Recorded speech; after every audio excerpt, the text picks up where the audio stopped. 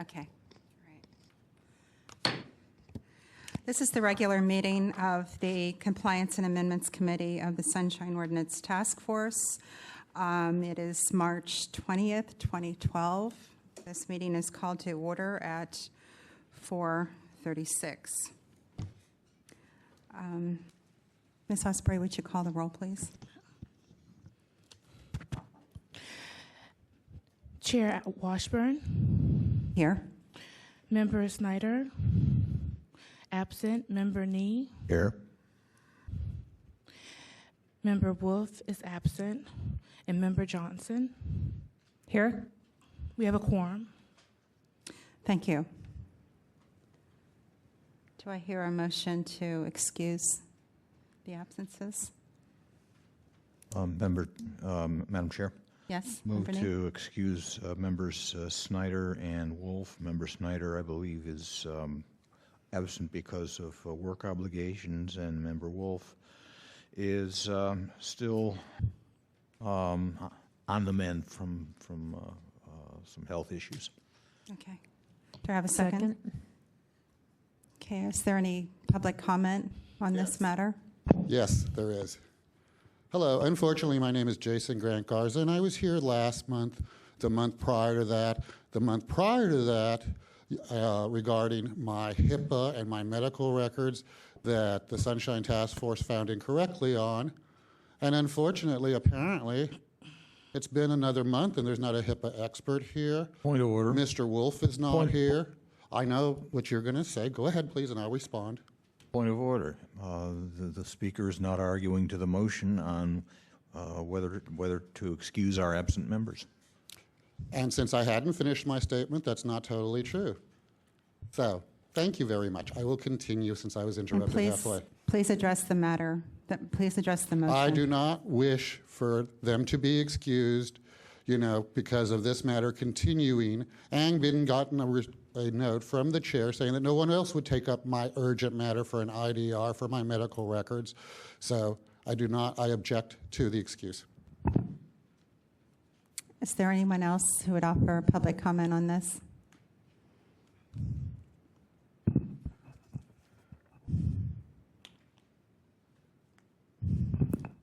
In a way, I hesitate to make this point so blatantly, but with all due respect to the other members of the committee, I believe that Mr. Snyder's continued absence from these meetings and his continued refusal to engage himself in the process that the committee considers has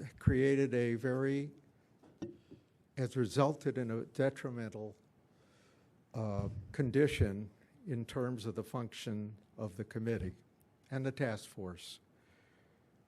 And I don't think he should be excused. I think, if he's got work commitments, we all had them when we practiced, and I certainly understand what those can be. But his work commitments seem to interfere with his attendance at meetings on a regular basis, and I think it shows in the way in which aspects of the committee's responsibilities have been met. So I'm opposed to excusing him. Thank you. Are there additional public comments on this matter? Seeing none, the matter's back with the task force. Any further discussion? Ms. Osprey, would you call the roll, please? And would you please call me last? Okay, thank you. On the motion, Member Johnson. Yes. Member Nee. Aye. And Member Washburn. Aye. The motion passes.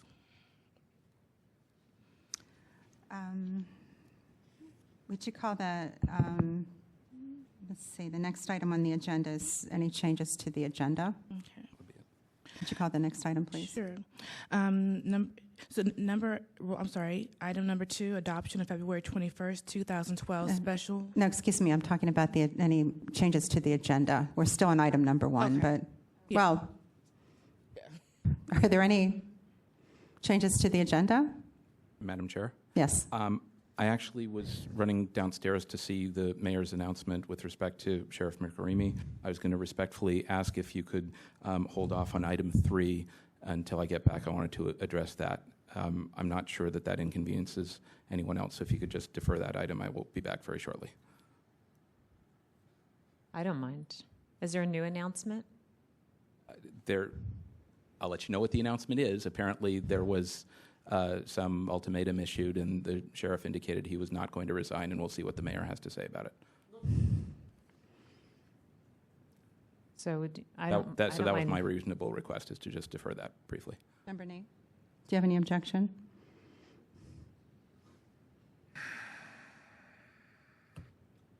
Minor, but I can live with it.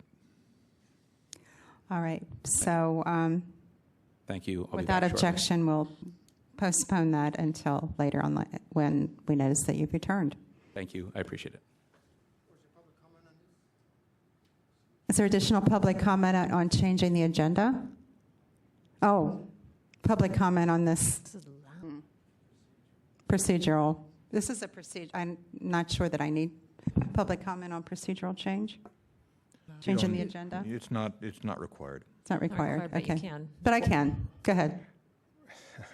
Thomas Piccarello. I think it sets a bad precedent when you have a member of the public wanting to change the order of the agenda.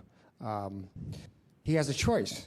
He can stay here and listen to this item that's been agendized, or he can go listen to the mayor.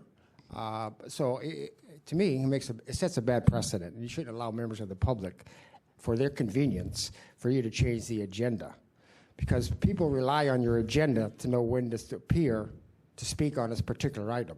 Thank you. Okay. Point well made. Thank you. Members of the Compliance Amendments Committee, Ray Hartz, Director, San Francisco Open Government. I have to agree with the previous speaker. I think that arbitrarily changing the agenda, and this is, in my opinion, kind of arbitrary, is not a good precedent to set. Because anybody can come in here at any point in time and say, I have something on the agenda that I want to talk about, and can you move it around for my convenience and the inconvenience for everybody else in the audience? Because as the previous speaker said, people do rely on the agenda being handled as it is. And if there's a good reason, like, if there's a case that comes up and one of the parties is not present, but you expect them, I think that's a reasonable kind of a change. But simply, I want to go do something else. Doesn't cut it. Okay. Thank you. Hello. Unfortunately, my name is Jason Grant Garza, and I've been here before this august bus committee. And I'm pretty much in agreement with the two prior speakers, because if a change to agenda is being made, I didn't see my case number 11081 on here, and I would have asked about that too, had the agenda been able to be changed. So, it's kind of like, due process, equal protection, everything I've never been afforded here at the Ministry of Sunshine and Rules and Compliance. Thank you. Okay. Is there any additional public comment on this? Seeing none, Ms. Osbury, would you call the next item on the agenda, please? Item number 2, adoption of February 21st, 2012 special meeting minutes. Move to approve. Do I have a second? Madam Chair, Member Nee? I would like to offer a substitute motion to continue. There are some items in this minute that I don't think are satisfactorily entered.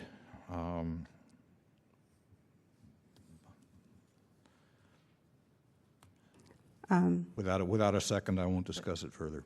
No, we can second it without would that allow for you to discuss them, or do you just want to continue them?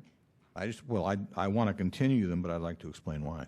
Okay, would that allow, if I second it, will that allow you to do that? You make Yes. a motion Okay. to continue? Yeah, yes, I mean. Okay, second. Okay. First of all, the most important thing are in items 3 and 4. In both cases, the speaker's paragraph, where it says there were various concerns expressed by Jason Grant Garza. These were on specific motions on specific items, and I think various concerns does not adequately describe what those concerns were. They may have been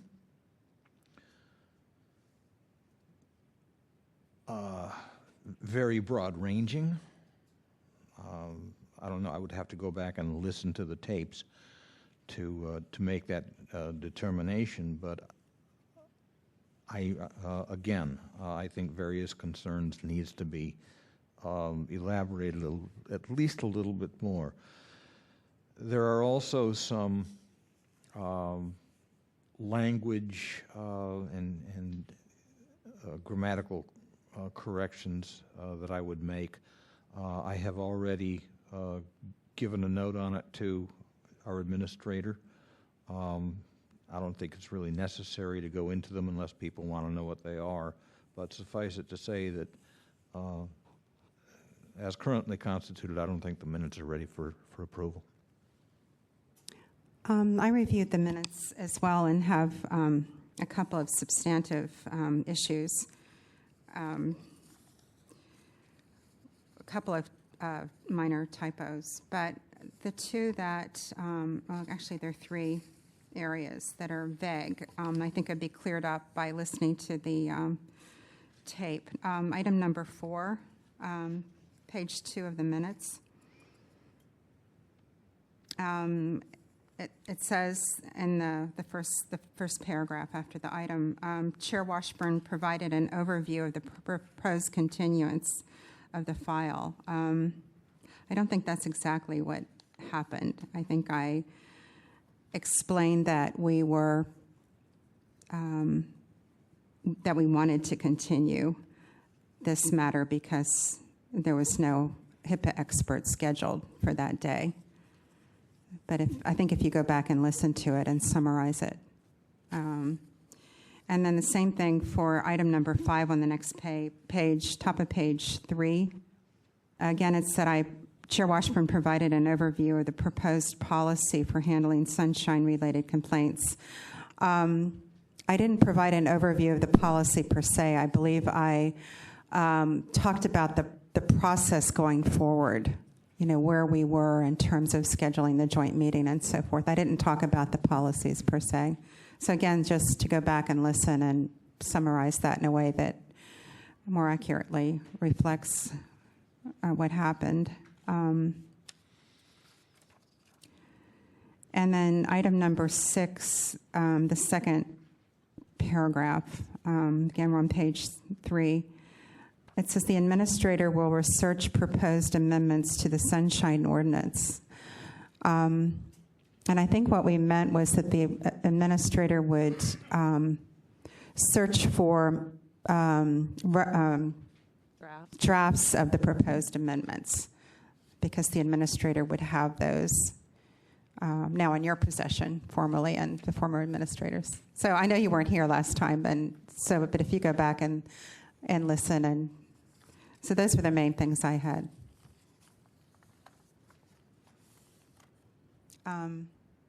Anything more from the members? Public comment on this matter? Unfortunately, my name is Jason Grant Garza, and I've been here before this robust, august committee. I could not find the minutes over there to refer to what sections Mr. Nee and the HIPAA comment made by the chair were in reference probably to my case, because I've repeatedly asked how many months does it take to schedule a HIPAA experts, you know, with a competent task force and people who are really concerned about immediacy. Are you going to address the issues, Mr. Garza? I'm tired of you not addressing the issues of each item. You'll have plenty of time to say what you're going to say, but please stick to the item, please. Excuse me, please. I would like to interject. The prior person who got up and said something, he was not interrupted. Every time I get up, I seem to be interrupted. You're not speaking to the item. You're not. I believe I am. Well, so you're not. We have a difference of opinion once again, like we did about the ADA expert. You're which still you never not allowed speaking to me. the item. Excuse me, Thank you. sir. I'm sure the tape will reflect differently. Is there additional public comment? Thomas Piccirillo. It seems to me that the minutes should be posted within a week after the meeting. If that's the case, then you should be making these changes to the clerk at that time, rather than waiting until the next meeting. There's 2 members absent. So you're going to come back next month with the February minutes, and maybe perhaps the 2 other members will appear, and they may have additional comments to be made. So it should be the policy of this committee as well as the full task force.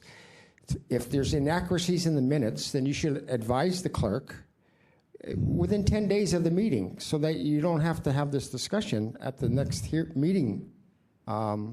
Again, 2 members are absent. They may have other corrections they want to make, but you should compel those members to make them within a week after the minutes are posted to you. Thank you. Thank you. Are there additional public comment on the continuing the minutes?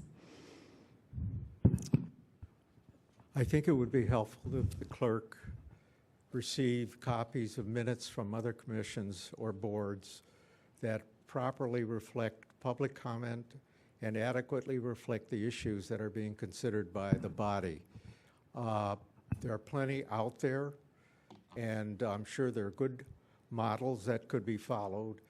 It may involve a lot more work, but nevertheless, in the long run, everybody will feel that what happened at that meeting has been properly accounted for and recorded. Thank you. Thank you. Is there additional public comment? Ms. Osbury, would you call the roll? Member Johnson? Yes. Member Need? Aye. Chair Washburn? Aye. The motion passes. Ms. Osbury, would you call the next item on the agenda, please? Item number 3, discussion on changing the time. I'm sorry, it's right, I'm sorry. Item number 4, file number 11083, hearing on the complaint filed by Ray Hartz Jr. against the public library for allegedly violating Ordinance Section 67.21C, D, and E. All right, at this time, the complainant has 5 minutes to bring us up to date on this matter.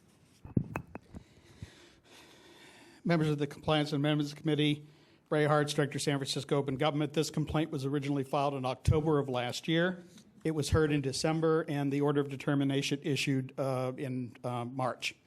There has been no further disclosure by the library. Mr. Herrera has once again sent it to Ms. Blackman to respond, and I'm not clear, to be honest with you at this point, whether Ms. Blackman is the custodian of records for the Library Commission or the library, because this was directed to Mr. Herrera as city librarian and to the public library. And yet Ms. Blackman responded and has continued to respond only with documents from the Friends of the Library. Now, in fact, there are some documents I can't even tell who they're from. We have this, one of the items that I was given, this is a check voucher register, and it basically lists a bunch of checks that were issued by the Friends all to the San Francisco Public Library. And I made, at the time of my original request, I made it very clear to Ms. Blackman that I did not want unaudited documents. I didn't want show and tell documents. For example, just recently, on March 1st, the Friends gave this document to the library and made a presentation, and there's nothing verifiable in this document. It basically says, we raised $3.757 million. It goes on further to say we gave $750,000 to the library for program support, and that's the end of the discussion. So there is basically $3 million that they don't account for. And in addition,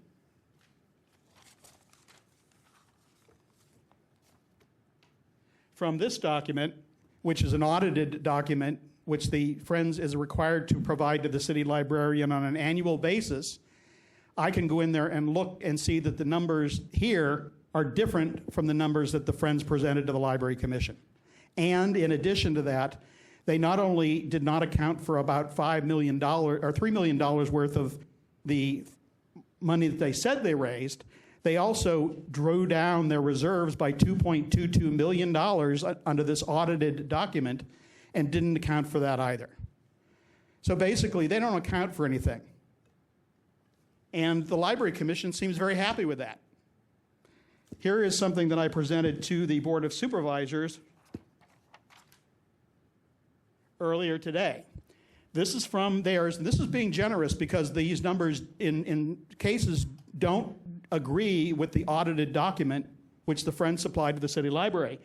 In this report that I showed you before, they said we raised $3.757 million.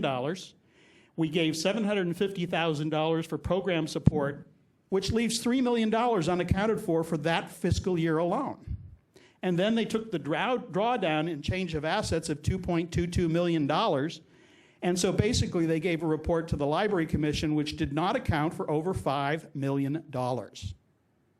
Didn't explain it in any way. The only thing that they gave was an attempt at, I would have to say, obfuscation.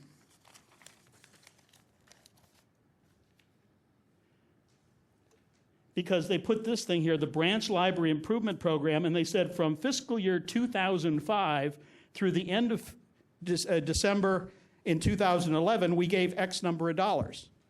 Now, how does that relate to the annual figure they showed earlier? And those are the only two sets of figures they provided. How much time do we have left? 2 minutes. 2 minutes, good. Thank you. Now, I made very clear to Ms. Blackman at the time I made the request, because it was sent to Mr. Herrera, he directed it and delegated it to her. I called her up on the morning of the day it was due, and I said, I don't want these Mickey Mouse documents. That isn't what I'm looking for. And yet, two of the original documents she gave me were exactly these for those years, and one of them was a form for letting me know how to ask for public records. Okay? And this has gone on and dragged on, and really what I told her is I said I wanted audited documents, things that the city librarian is responsible for providing to other city agencies, the mayor, the board of supervisors, the controller, whoever. That is something he has to by law sign and say, this is accurate, and I, with my signature, certify that. I'll give you a perfect example.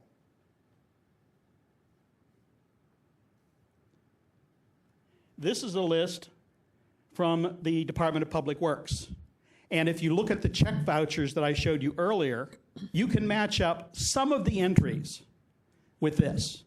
So basically, what it says, what I'm saying is the Friends say we gave X number of dollars, and the city library has refused to give me any document in this light which actually shows that they received that money, what account it went into, where it went. Now, I have to assume, since some of these match up with the check vouchers, they got the check from the Friends and then transferred the money to DPW, but that's only conjecture at this point. Basically, the Library Commission does absolutely nothing to oversee the Friends' finances.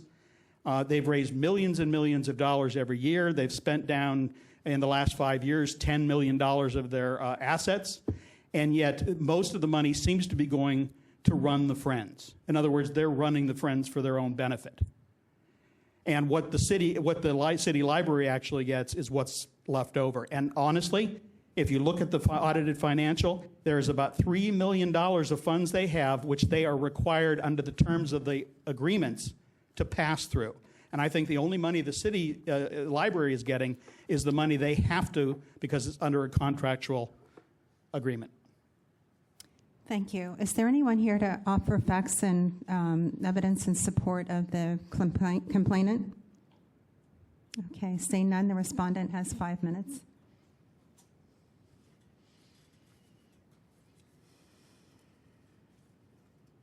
Good afternoon. Sue Blackman, Library Commission Secretary and Custodian of Records for the library. We had this discussion when the task force made the order of determination in December. So we're kind of going over the previous, actions which has already been determined. Since the December 14th hearing, we have sent additional documents to Mr. Hartz. He has done additional IDRs with more specifics about what he was looking for. So we have provided him with numerous documents since the December 14th hearing. I can tell you we did 2 documents that were the City Librarians Fund documentation. We did 3 documents that were the public relations firm, Berg Davis, documented invoices, and we responded with 20 additional documents responsive to his request.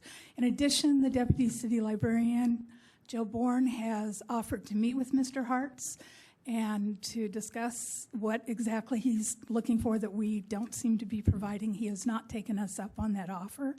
It's been made a couple of times to Mr. Hartz. So we feel at this time we have provided all the documents that we believe are responsive that the library has, unless he's looking for something, that we haven't figured out what he's looking for. But we have provided all responsive documents as far as we know. Thank you. Is there anyone here to offer facts and evidence in support of the respondent? Okay, seeing no one, the matters with the task or with the committee. Member Nee? Yeah, Ms. Blackman, please. During Mr. Hartz's presentation, he showed one of the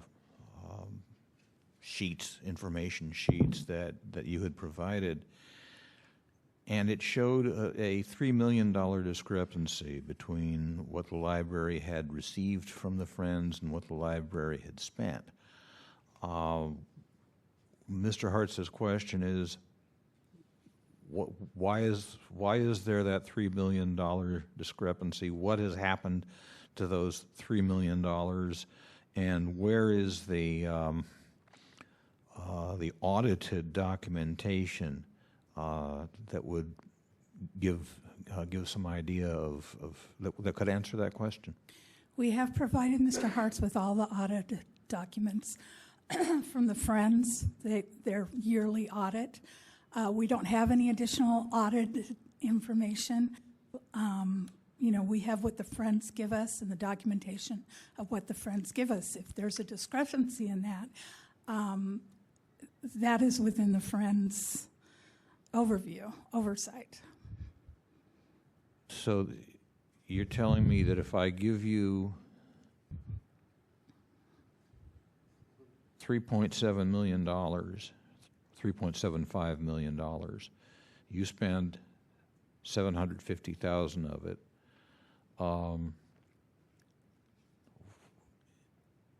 that you're not the one responsible for accounting for that other $3 million? Well, I'm saying the Friends may raise additional amounts beyond what they give to the library. They do support other programs. That's not what your documentation shows. Your documentation shows $3.75 million received, $750,000 spent, leaving $3 million unaccounted for. That money is in the library's hands already from the Friends. So Mr. Hartz's question is, if I read it correctly,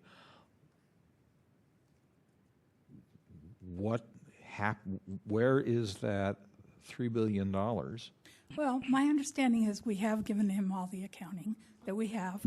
Our deputy city librarian has offered to meet with him, and he has not agreed to meet. So if he has a question on a discrepancy, we've made that offer to discuss with him what he feels, or where he feels we're lacking in showing him what he's looking for.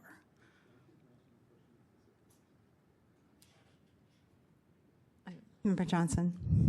At the hearing on the item, you had said that you would check with accounting to see if they keep track of, for example, the discretionary portion that the librarian has. Did you check Correct. with accounting? We have done that. We have provided all of that to Mr. Hartz.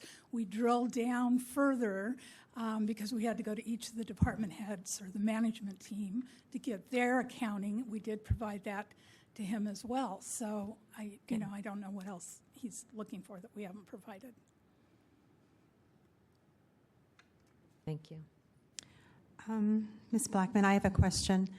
I'm just trying to understand, kind of in simple terms, what's going on. So Mr. Hartz, it sounds like he wanted audited figures, not just from the Friends. So the Friends is a distinctly different entity from the library. Correct. And the Friends raise money for the library. Correct. And I think he wants to make some reconciliation between what the Friends gives the library and what the library receives and then spends. So it seems to me the missing information here, according to Mr. Hartz, is that you've given him the Friends side, their audited figures. But on the library side, you don't have that same audited accounting showing monies received from the Friends, monies spent. And so I was reading the order of determination, and that's what we had decided was still not being provided to him. We've provided him with everything that we have. We don't have audited. I mean, we have check requests, we have amounts that have been taken in by individual departments, and we have the Friends reporting to the Library Commission. Any more than that, we do not have audited statements of, the money goes into our budget, we accept the money from the budget, the Board of Supervisors has approved the acceptance of money from the Friends to the library, and there is no other that I'm aware of. And I have checked with the Deputy City Librarian who really handles all of this. I just can strongly recommend that he sit down with her, and she has provided me what we have.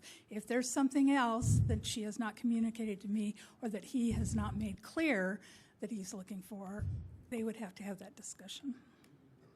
So in other words, on paper, there's no clear trail from money raised by the Friends, given to the library, taken in from the library. There's no line item anywhere in the library's financial records that says received from Friends of the Library 700 and some thousand, or however it is. Well, there are documents that we've provided him showing where that money has come in. Now, a lot of that money has gone to DPW for purchase for the BLIP program, and that's been documented, and I know they've sent him that as well. So he has that additional information that went to DPW and from us. Okay, so the money comes from Friends, comes into the library. There is a line item reflecting the receipt of that, and then that money is apportioned to different departments within the library,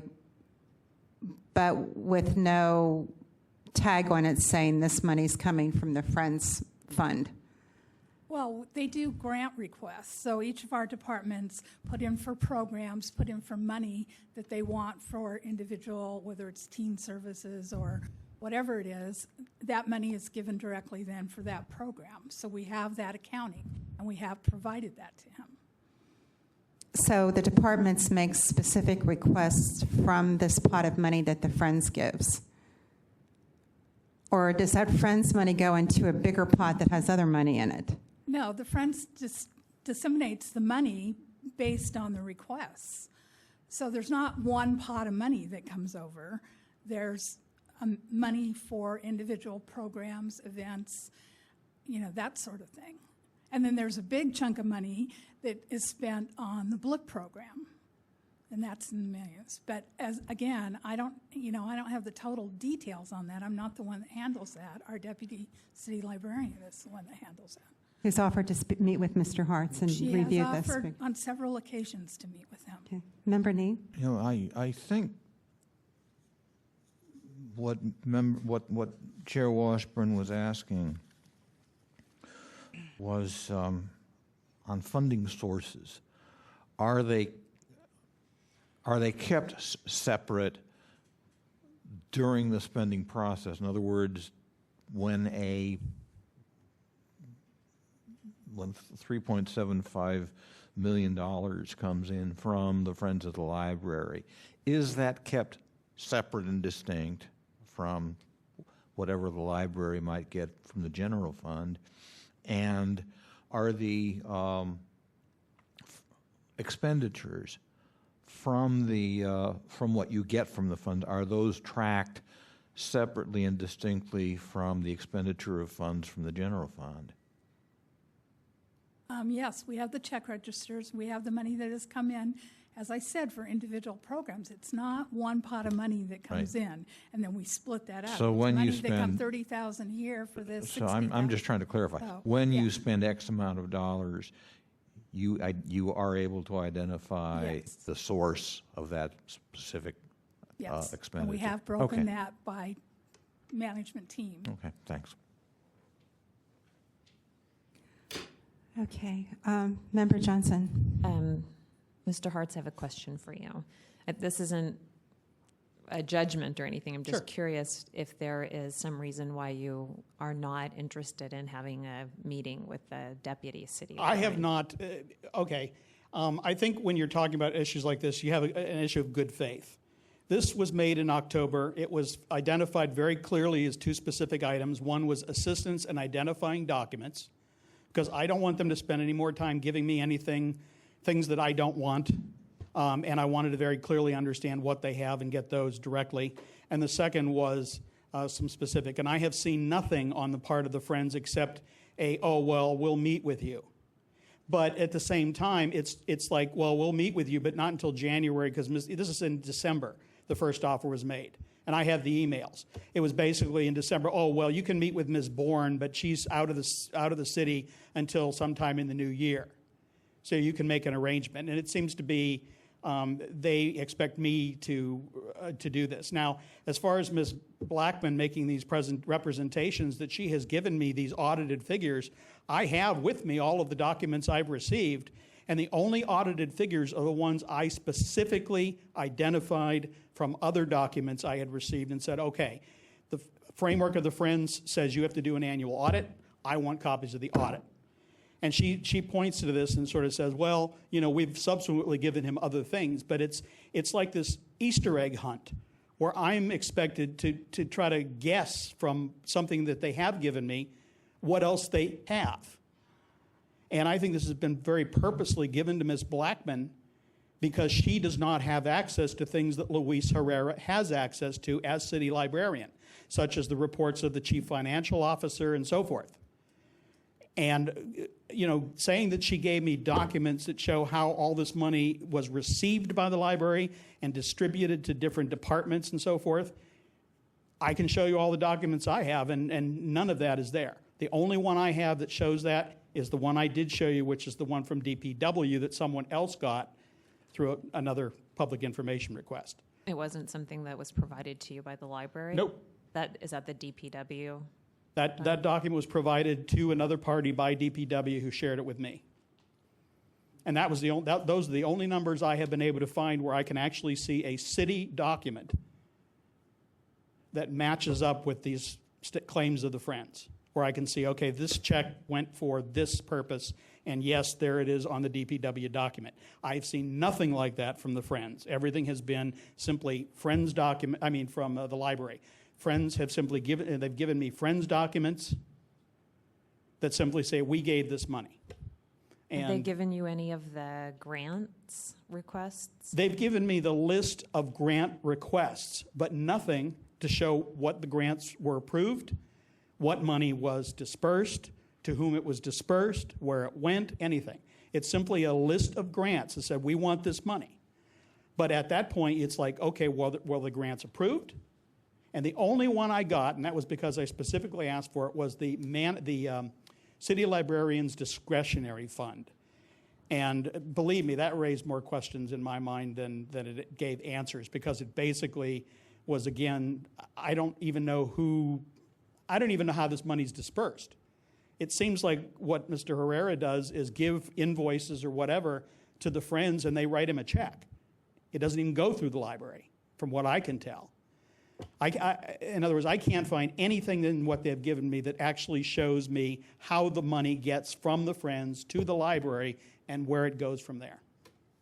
One of the reasons I asked about the meeting is that it's difficult to know what's available, and I thought that if the deputy city librarian if you met with them, they might be able to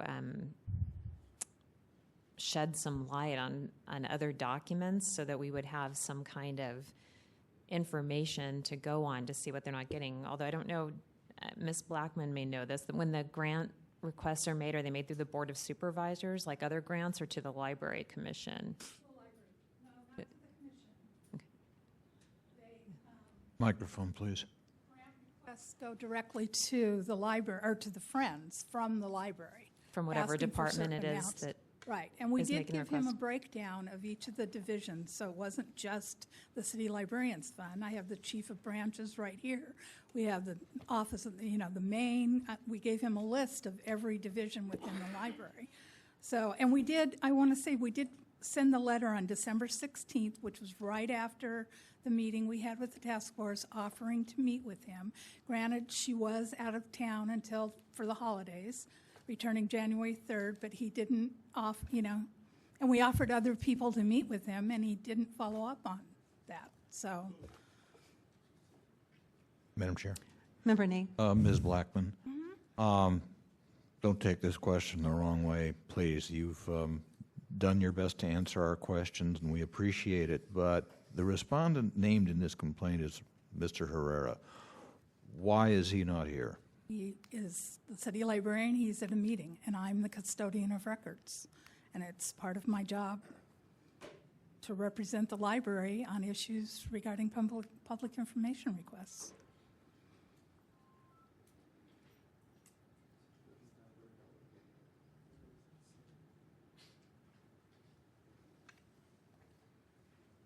Are there any other questions from members of the committee? Member Ney? Okay. At this time, I'm sorry, Ms. Blackman, you have 3 minutes to offer a rebuttal or additional information.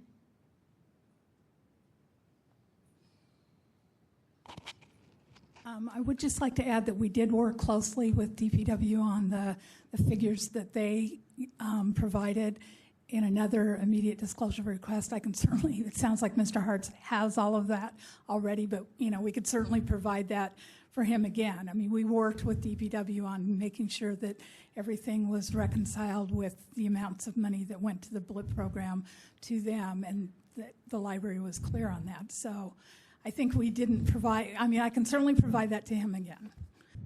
We have access to that now. DPW put it together, but we worked closely with them in doing that. Okay, thank you. Mr. Hartz, you have 3 minutes.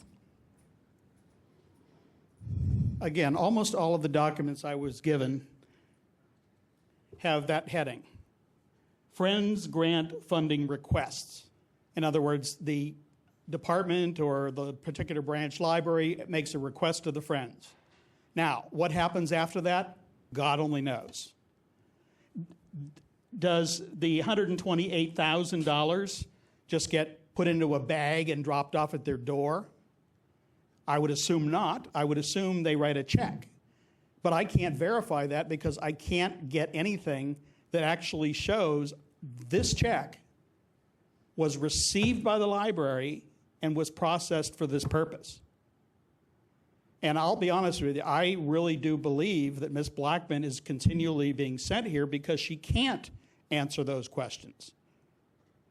And the Code of Civil Instruction for juries basically says if there's a person who gives evidence who is able to give better evidence and they do not, that it is reasonable to assume that the evidence they did not give is contrary to their interest.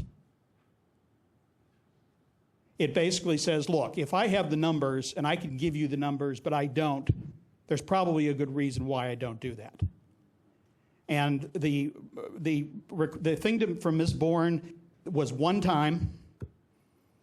She said just now, we offered him to meet with other people, and that's untrue.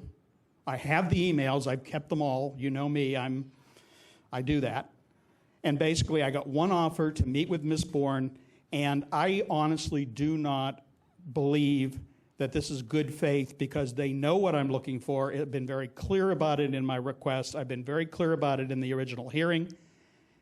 And nothing has been produced subsequently except subsequent requests where again, as I said earlier, I was able to identify a document and say, okay, I want this document. But the real lack, and this was why the first case was not taking any action, you have to wait for them not to respond before you can bring a claim and say, well, they're not helping me. And I honestly do believe that if the city librarian went to Ms. Bourne or to Ms. Blackman and said, I need documents in this category, as I'm doing, they would be able to produce them for him immediately. But for me, not so much. Thank you. The matter's back with the task force. Member Nee. Yeah, I'm troubled by the fact that Mr. Herrera is not here to answer the questions. Again, with all due respect to Ms. Blackman, she has answered the questions as best she can. But there is information that we would like that she is not able to provide, and that I think Mr. Herrera could provide. He is the respondent named in this complaint, and Section 67.21E, I think does apply. The section states that the respondent shall appear to answer questions, and Mr. Herrera is the named respondent. He did not appear, and Ms. Blackman has not been able to answer all of the questions, at least not to my satisfaction, that we have posed. I'm not quite ready to make a motion at this time, but I'd like to hear from the other committee members. Member Johnson. Ms. Blackman, the document that Mr. Hart's just held up has funding requests, right? And then it says a number, different numbers on it. I think the first one was $128,000. Do you have records of receiving that amount of money? We've given him the records of the check requests for those amounts. The check requests to the from The Friends cut the checks directly. But when you say the check request, is that the Friends asking them to write the money, or is it your department requesting? Our department asking the Friends to write the checks in the amount that's been approved on those. Are they deposited in a bank account? I can't answer that. I don't know. And again, I don't know the process. Yeah, that would be something that Jill Bourne, our deputy city librarian, would be more familiar with. But we did not have documents. I mean, when we were talking about the accounting, going to accounting, we were asking at the hearing about those kinds of records, like what would show how it was received. Now, you might not have the canceled check because that would be with the Friends, but is there some kind of bank statement or some kind of a handwritten record that it was received, or something that shows how much money is available? Like, how does the department, whatever area it is, know that they have that much to draw from when they want to start a program? I took the request that the task force made for that type of information, and this is all the information I was given back from our CFO and from our deputy city librarian. So other than that, they know what you're looking for, and they gave me what they had. So is there no? I mean, the hard part for me is there's no. How do they know that there's $128,000 for them to create a program from? Where is that tracked? I can't answer that question. I mean, I've provided you with what they provided me to provide to Mr. Hart's. So, but Mr. Hart's isn't limited to what they're willing to give. No, of course not. If they have it. Or anybody else. I mean, they're public records, I think. Maybe Member Nee can help me there. The financial records should be public. Isn't that correct? Disclosable, yes. Disclosable. There's not an exemption. as far that I can think of. Even the nonprofits have to disclose their, related to the city, the financial record. Those that fall under 12L, yes. Excuse me. Mr. Garza, please be silent. So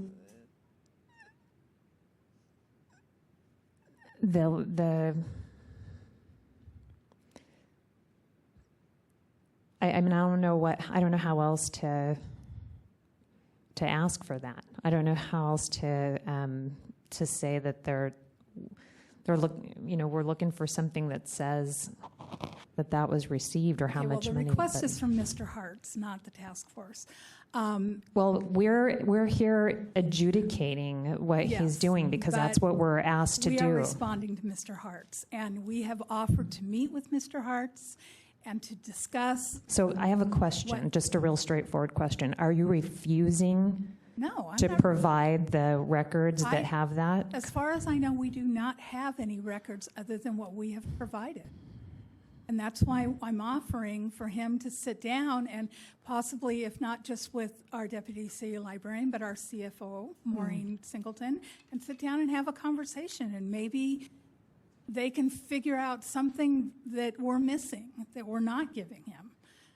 But as far as I know, they have provided me with all the documentation that we have.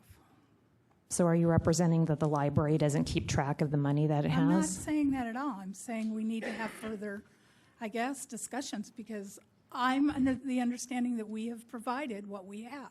If you're the custodian of records, shouldn't you be made aware of what is available? And I met with the CFO and the deputy city librarian, and this is what they provided me. Are they representing that they don't keep track of the money that they have available?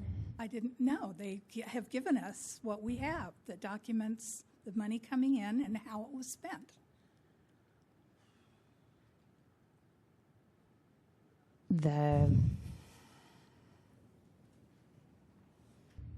The records that have the money that was spent,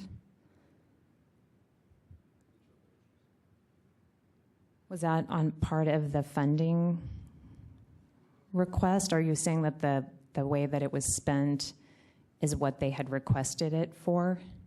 Correct.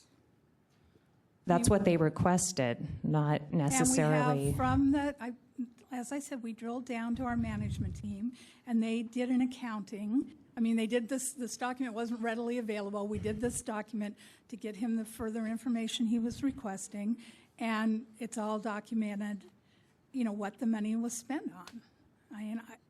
We've given it to him.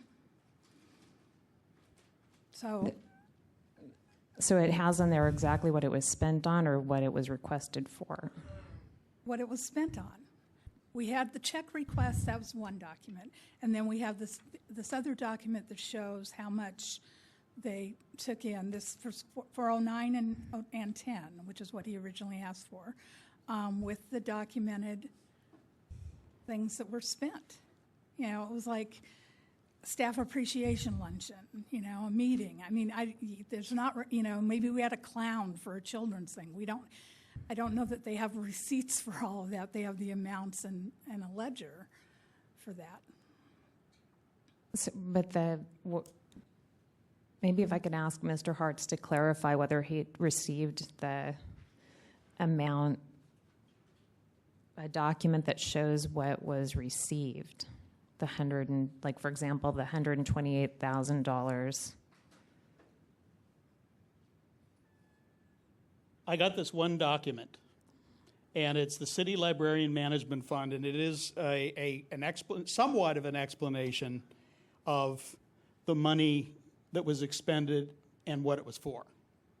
But there is a whole bunch of money where they have listed checks on the register, which you can't figure out where the hell it went, because it isn't identified in any way. It's just we wrote a check for $188,000. When you say, can you clarify when you say we wrote a check? The Friends. The Friends wrote a check. Right.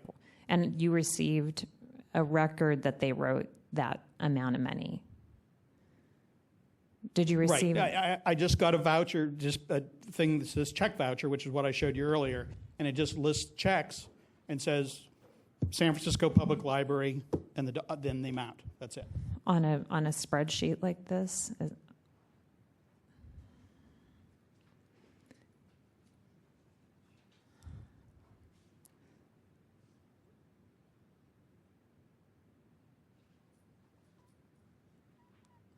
Friends Foundation of the San Francisco Public Library. Again, these are simply lists of checks that the Friends say they wrote and money they say they gave to the library. And I'm saying I would like to see the documents that show that each of these checks was received and what was done with it. And Ms. Blackman keeps saying, well, we don't have any records like that. It's like, so this record doesn't exist because the city librarian has a discretionary fund of 65,000 in 208, 209, and 66,000 in 209, 2010.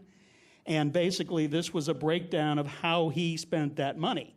But again, this is from the Friends. Does that, is what they're saying is that the city librarian goes to the Friends and the Friends just write him checks personally? I don't know. Does he submit these through some sort of a city policy and say, okay, I want you? Now, I guess the real problem I have is I showed you earlier what the Library Commission looks at, and they basically have no idea. They couldn't tell you what they do with any of that money, except what the Friends say they did. Mr. Herrera has control of these documents, but these are all Friends documents. And again, their money, we gave them this money. This is a document you got from the library. Yes. But you're saying it's a Friends... I got it from my request, but it's a Friends document. The Friends prepared this? Where does it say anything other than that?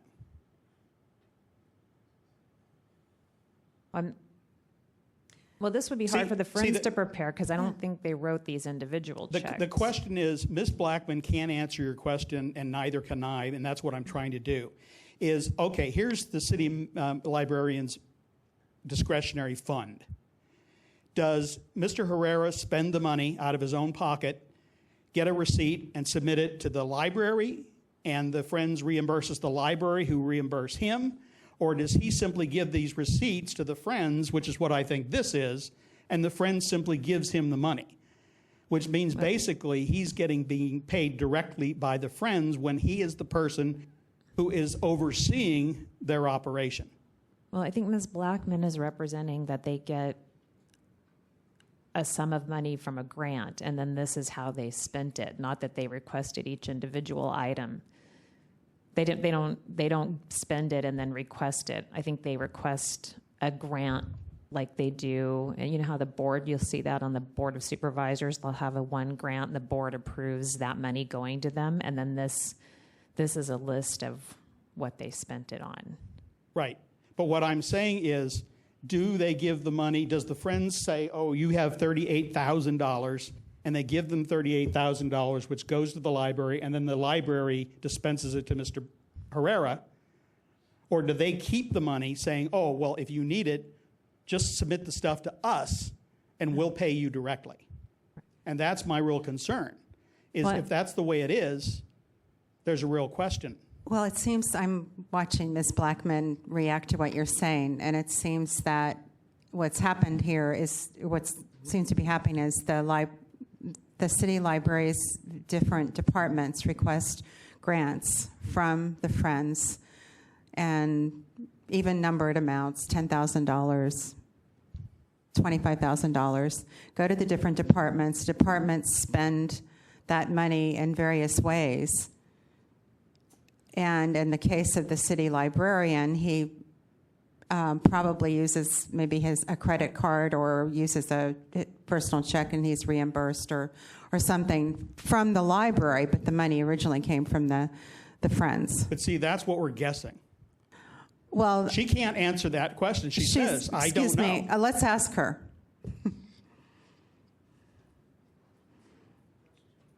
Ms. Blackman? The money comes from the Friends as a whole, so he will have $30,000, let's say, in his city librarian fund. We document then and keep track of where that money is.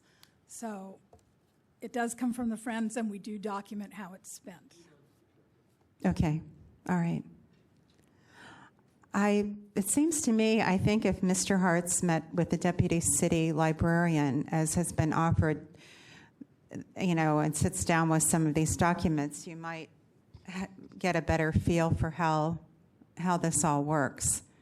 But I agree with Member Nee. It would have been nice for the city librarian himself to come. We asked him to come. He would know in more detail. Member Nee. Yeah. Well, I agree that it might be a good idea for Mr. Hartz to come down and meet with the city librarian. That should not be required. It seems to me that conversations by telephone and exchanges by email should suffice in terms of, the city is here as the servant of the public. And it seems to me that if there is to be any consideration on convenience and ease of doing business, the weight has to be given to, the primary weight has to be given to what is convenient and what makes it easy to do business for the member of the public. So if Mr. Hartz would like to agree to meet with the library staff, fine, good idea. I would certainly encourage it, but at the same time, I would caution that Mr. Hartz should be able to conduct these transactions in a manner that are convenient to him and that will, certainly leave it. There's also a feasibility factor here, and certainly we want to make it feasible for the library to respond to his requests, but I don't see how making those requests by email and or phone would reduce that feasibility. Member Johnson? So, it's kind of like we had a rehearing of it, which I apologize for. But what my concern is that there's no, when I apply for an apartment, I have to provide them with a deposit, a paycheck stub, or a copy of my banking account to show that it's true that I receive that amount of money. I can't just type up something that says that I receive it. So I'm concerned that Ms. Blackman doesn't know if there is a financial document that shows this being deposited somewhere. So every time we try to seem to get to the point where, there's nothing that I'm required to demonstrate that all the time to the IRS, to the landlords. So there's nothing that demonstrates the receipt of it other than, I guess, maybe the vouchers that the Friends have, but those are that it was given, not that the library took that in. So I think that Mr. Hartz would be satisfied if he received the financial document that proves that the library received it. Is that what you're looking for?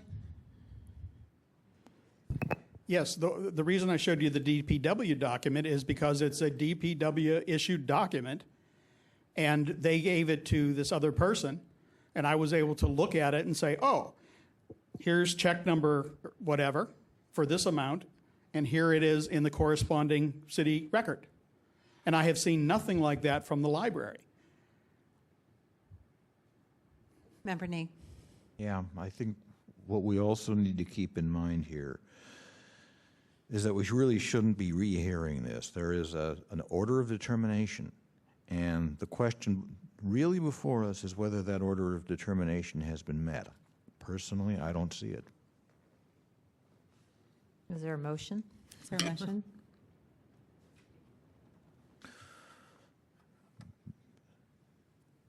I move to refer this matter back to the full task force.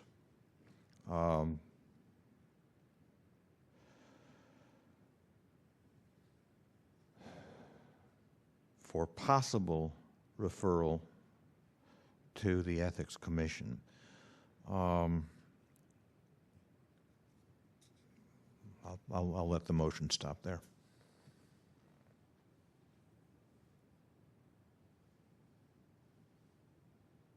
Is there a second? I second. Madam Chair. Member Nee? My intention here is to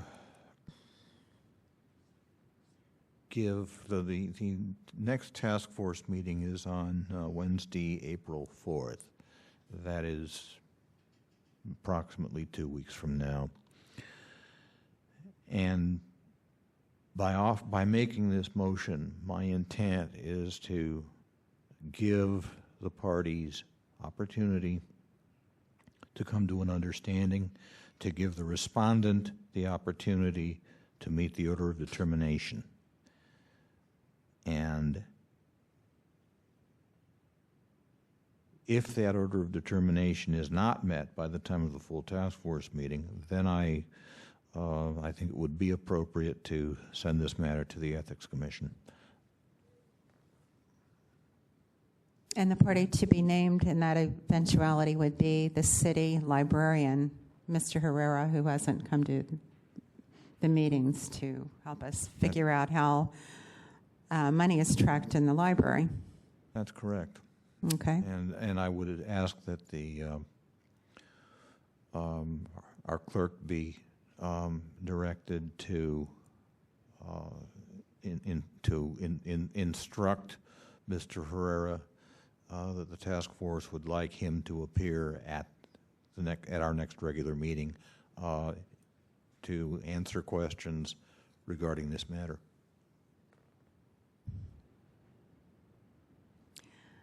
At this time, I'd like to hear public comment on the motion before us. Thomas Piccarello. You know, when there's no finality of your orders of determination, you're part of the problem and not the solution. This order of determination was in December, I believe, last year. I agree that City Librarian Mr. Herrera should have been here tonight, and it's pretty clear that you should have found him in violation of the applicable Sunshine Ordinance for not being here, rather than giving him another 2 weeks. The suggestion of meeting informally is certainly misplaced.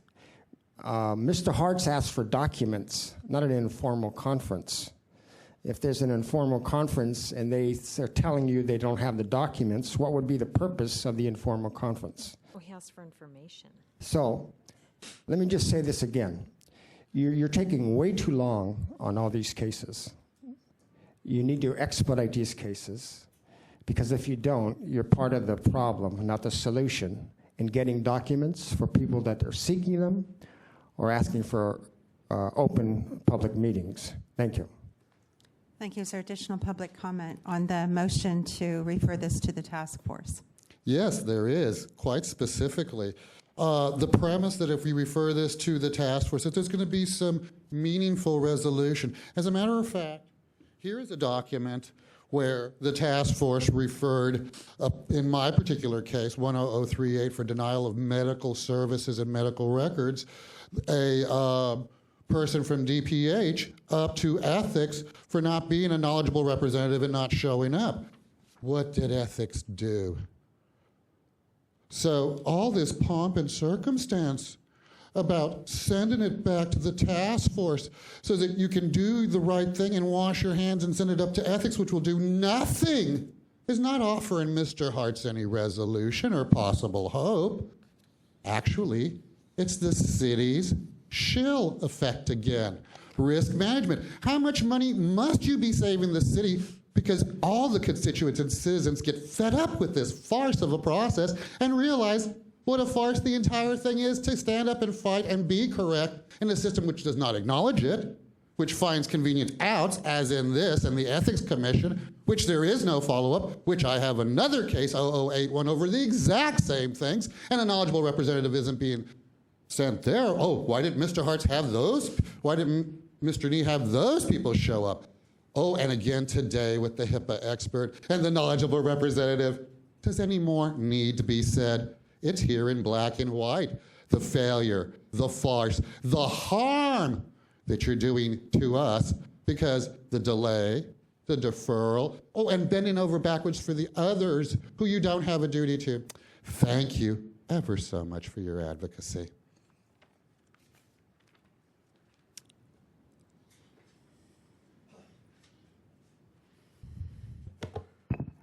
First, I agree with Mr. Piccarello that this is an example of the committee going sideways instead of forward. The order of determination was pretty clear, required Mr. Herrera to be here today, Tuesday, March 20 at 4 p.m., well, 4:30.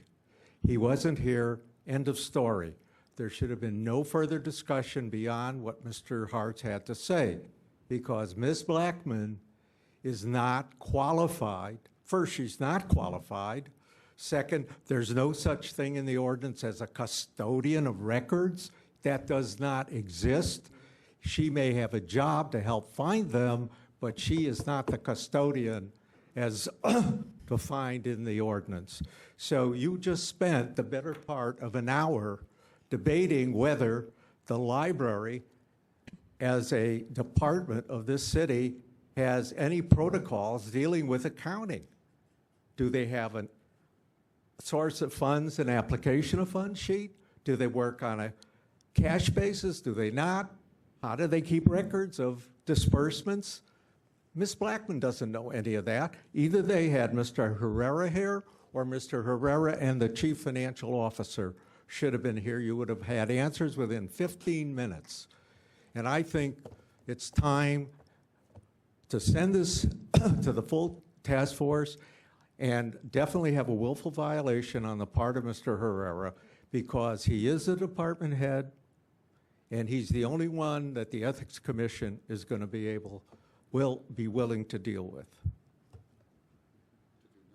Thank you. Is there any additional public comment? David Pilpel, very briefly, I have not reviewed the entire case file on this, but my limited review suggests that what the library could do here is treat this as a 67.21C EFNQ request, which I believe the task force found was the proper approach, not to necessarily provide any documents, but just to provide that inventory list that an EFNQ request essentially asks for, and be done with it. But I'm sure that I'm missing something here, or not. Maybe I'm getting it. Thank you. Thank you. Is there any additional public comment? Seeing none, Ms. Osprey, would you call the roll, please? On item number 4, Member Johnson, Yes? Member Nee, Aye. Chair Washburn. Aye. The motion passes. Ms. Osprey, could you call item number 3, please? Excuse me, Madam Chair. Member I Nee? believe this is the time for general public Oh. comment. Okay. At this time, we'd like to hear public comment on items not on the agenda. Well, I guess it's me again, Jason Grant Garza. Unfortunately, I'm not dead yet. Unfortunately, also, I have to keep coming here and being harmed. Unfortunately, it seems like, there is no one responsible or accountable in city government. There is no sunshine here at the Ministry of Sunshine. Anyway, I'm here to comment on several items. First of all, I notified the Sunshine Task Force and this committee that the order of determination for 11081 was incorrect. And I received a letter from the chair saying, well, what's wrong? And then I received another letter saying it was closed. So I'm a little perplexed by the lack of proper methodology. I think I will be told next that orders of determination can't be changed, but curiously enough, during the February hearing, I believe that there was something discussed about Mr. Hart's order of determination being changed. So I certainly hope that won't be thrown in my face, because I certainly have the ammunition to fight it back. Also, the same thing applies to cases 11-010 through 11-12 about an incorrect order, which I informed the task force of, and case 0038, which the prior chair never responded to. Now, once again, unfortunately, this is concerning medical records, and I've not only been denied my medical records, I've been denied a knowledgeable representative, I've been denied all kinds of civil, legal rights. I've been denied a standard of decency. I have been denied accurate and proper response. As a matter of fact, for example, on case 0081, there are some sentences in there that were said by the respondent that, for example, that I had been offered to meet with social worker, and the social worker came in and I wasn't there. Well, I got a bill for that. So it seems like, first of all, evidence isn't taken under penalty of perjury. They can say anything. They can make it look like I'm rude, I'm hostile, I'm this and that. But when I say that they're repeat serial violators, that doesn't get interjected into the order of determination. Mr. Garza, your time is up. Thank you. Is there additional public comment for items not on the agenda?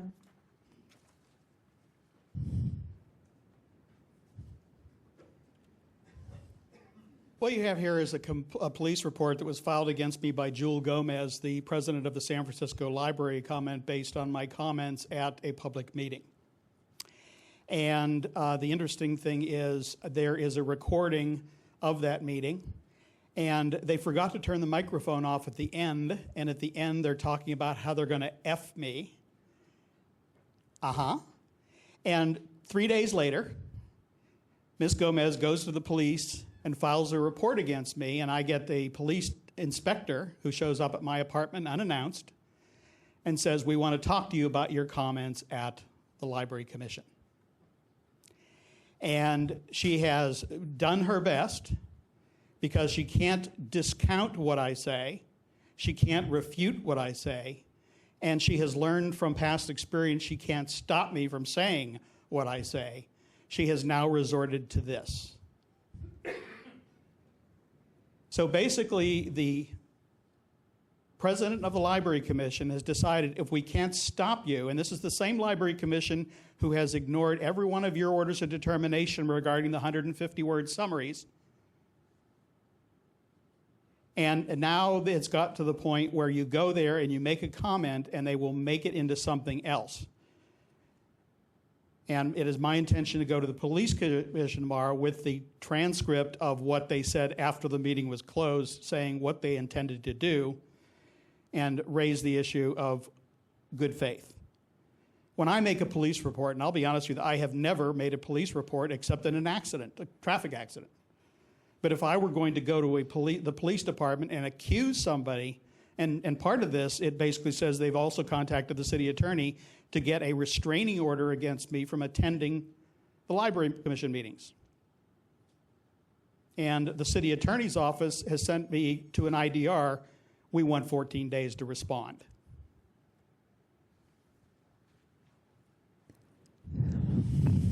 Thomas Piccirillo. Before I offer any more constructive criticism, I want to thank the three of you for being here tonight and having a quorum on this committee. I will note that if you look at your agenda, public comment is item number 8, with no time specified as to when it will be heard. So, if I'm home online and I see your agenda, I can, if I look at your estimated minutes on the items of your agenda, I can assume that you won't have public comment till 6:30. And I'm sure there's other people like me trying to anticipate when they could give public comment. So the idea of having public comment out of order tonight, I don't think it's a good idea. Unless you specify when public comment's going to be, we can anticipate when you're going to allow us to speak, and then we'll act accordingly. but your public comment is an hour ahead of your scheduled agenda. And finally, let me reiterate what I said previously. With all due respect, you're taking way too long in reaching finality on these cases. It's not beneficial. It's very frustrating for people that want records or requesting open public meetings. You need to tighten up the process somehow, both in the length of your discussions on individual issues, and finally reaching conclusions and then making the referrals to the appropriate other city agencies. Thank you. Thank you. David Pilpel, a couple of quick items. To address Mr. Picciarello's concern, I would suggest that the binder on the table add as an additional tab the task force's bylaws or rules of order. I forget what we called them, which I believe provided for the as soon after 5 p.m. as possible hearing of general public comment, and perhaps some reference to that end in the boilerplate on the agenda would help. And by the way, I very much appreciate that the binder was reprinted. It's very accessible. It's very usable. Thank you to the new administrator for making that happen. What I learned in the past hour, although, and I'll get back to this in a second, apparently the mayor is intending to suspend Sheriff Mirkarimi and appoint Vicki Hennessy as the acting sheriff pending proceedings at the Ethics Commission, and if successful there at the Board of Supervisors. So I'm sure we will be hearing much more about that continuing saga in the fullness of time, although that will likely impact the Ethics Commission's ability to handle the process for dealing with referrals from this body, which is item 6 later on the agenda. But it also made me think, because I could not get into the press conference downstairs because they held it inside the mayor's office in room 200 and limited it to members of the press only. And I guess the mayor can do that. It just seemed odd to me that you would have a general press conference and on a space available basis deny access to a member of the public to that kind of event of, I would think, general public interest. I'm not sure that there's a violation of the ordinance there, but just in terms of the spirit of public openness for a thing of concern, it just bothered me a bit. So I wanted to call that to your attention in general public comment, unless you have questions. Thank you. Thank you. Is there additional public comment on items not on the agenda? Okay. I think we do need to have something on the agenda and also in the binder about our tradition of taking public comment at 5 o'clock or as soon thereafter as we can. Member Nee? Well, rather than at 5 o'clock specifically, approximately 1 hour after the start of the meeting. Okay, right. I was just, we're accustomed to meeting at 4, so, and having general public comment at 5, so an hour after. I think that should come at the top of the agenda so it can be seen right off the bat. Ms. Osprey, would you call item number 3 now? Item number 3, discussion on changing the time the Compliance and Amendments Committee meets from 4 p.m. to 5:30 p.m. Okay, I believe that we were entertaining this because of Board of Supervisors meeting. Also wondering if there, no? Or the closed room. Okay, room 406 where we normally meet. Do we have any information on the availability of room 406 on this Tuesday? Yes.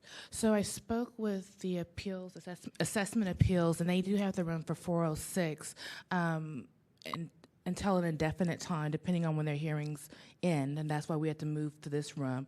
So I did talk to building management, and we do have 408 guaranteed starting next month, April, from 3:30 until 7. Sorry, until 8. Till 8. This room is available. Yes, for the entire year. I blocked it for the entire year of 2012. Okay. So that would be starting at 4 for us. It started. Correct. Okay. I would think, 4, and we are always can finish by 8 o'clock. So I think that would work for this committee. Tuesday at 4. Okay. Okay.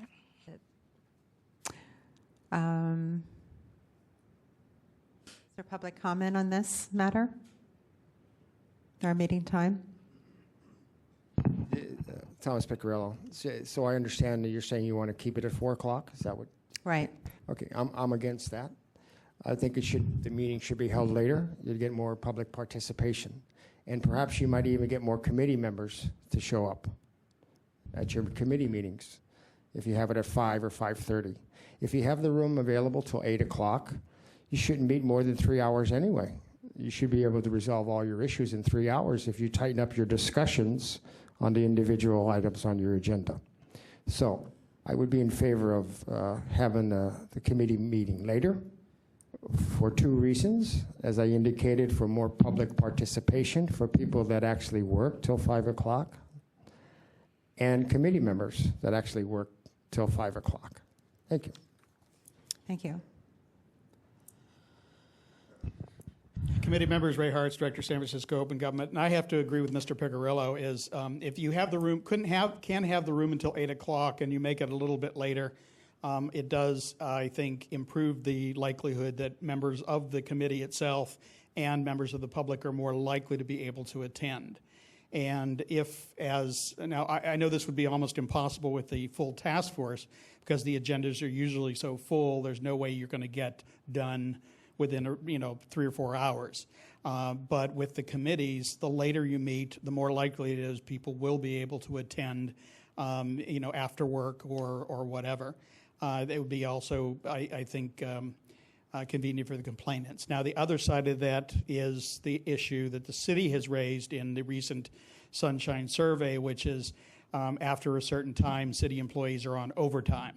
And ergo, the city employee having to come here and be a witness or whatever, they're going to use that to beat you over the head and say, oh, you're just making us put in all this overtime and it's costing more and more money to influence the law. So I can see it, from my perspective, it's very reasonable.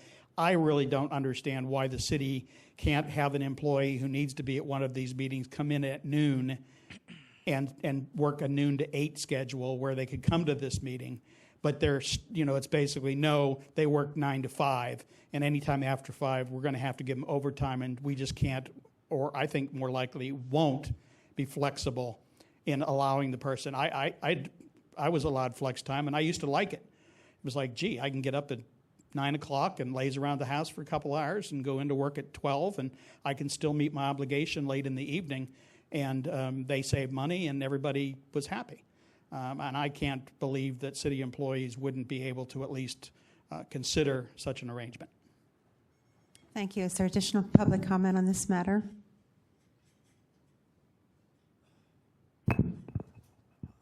Well, it seems to me that the issue of the time when the meeting starts is related to the length of the meetings. So if you have 3 agenda items that take any time, it should take 45 minutes and end up taking an hour and 45 minutes. That makes a difference whether you start at 4:30 or 5:30, because at 5:30, you're past 7 o'clock, and I don't know, some people may like to eat dinner at a reasonable time. On balance, 5:30 might be better, but if the meetings are going to run for hours, then I'm not sure that's the best time to start. Thank you. Is there additional public comment on this? David Pilpel again. Well, I heard at least 2 speakers in favor of a later time. I will speak in favor of the earlier time. I think I articulated at the last meeting my reasons for 4 o'clock being a balance between daytime for certain city employees and later in the evening for members of the public, inasmuch as this committee in particular is about following up on complaints that have already been heard by the task force and seeking compliance therewith. It seems to me that earlier kind of makes sense so as to promote participation. I would also encourage the chair and the committee to play with the order of items at the beginning of the meeting based on who's available, who's present, who has scheduling concerns, so that if there are members of the public who can't attend until later or have childcare or various obligations, that be handled so as to promote getting through the agenda on a timely basis. For example, I might have taken the two hearings, items 4 and 5, today at the beginning and held the other items until later, but that's up to the body to decide in the context of agenda changes. It was also pointed out that it's not just the city staff that's dealing with this committee in terms of compliance, but it's also your administrator. And so I think, again, on balance, trying to keep within standard time and not overtime as much as possible, that 4 o'clock would be preferable. I would also note that if you're proposing to move the regular meeting location from 406 to 408, that you probably need to do that by a formal motion, and I'm not sure that that's fully within the scope of the item before you today, so you may need to have that back next month just for the move from 406 to 408, but retaining the 4 p.m. time, unless you have questions. Thank you. Thank you. Is there additional public comment on this item? Seeing none, the item or the matter's back with the committee. Sorry. Members? I don't. Member Nee? Yeah. I kind of like the idea of starting at 5:30 for precisely the reasons laid out by a number of speakers. But if we have to be out of here by 8 p.m., that causes problems. We would not have, by a 5:30 start would not give us enough time to complete our business. It should be enough time, but very often, too often, it's not. So if we could find alternate meeting space where we could be guaranteed start time as early as 5:30, and we could go for the rest of the evening if that's what it takes, then that's fine. Maybe we should just put off a decision until that can be ascertained. But if we have to make a decision on it tonight, I would say that if 408 is to be our venue, then we have to continue starting at 4. Well, I think Ms. Usbury's already reserved this room for us. Yes. So, And I did check with building management to see if there are any other hearing rooms that were available at a 5 or 5:30 start, and there aren't any. Unfortunately, other commissions book throughout the whole year also. So this is the only room that's available and for that time. okay. So it looks like our safest bet in terms of having enough time would be a 4 o'clock start date in this room, as was moved. Chair Washburn. Member Johnson? I do think there's some validity to what Mr. Pilpel discussed about reaching a balance between the city workers and the public. I know it would be ideal if the public, if we could start at 5 and everybody got off work at 5. I mean, I have to, I'm supposed to be at work until 5:30 or 6. So I think we have to show some concern for the reality of overtime in the city, the reality of the overtime in the clerk's office, and how long the task force meetings are too. So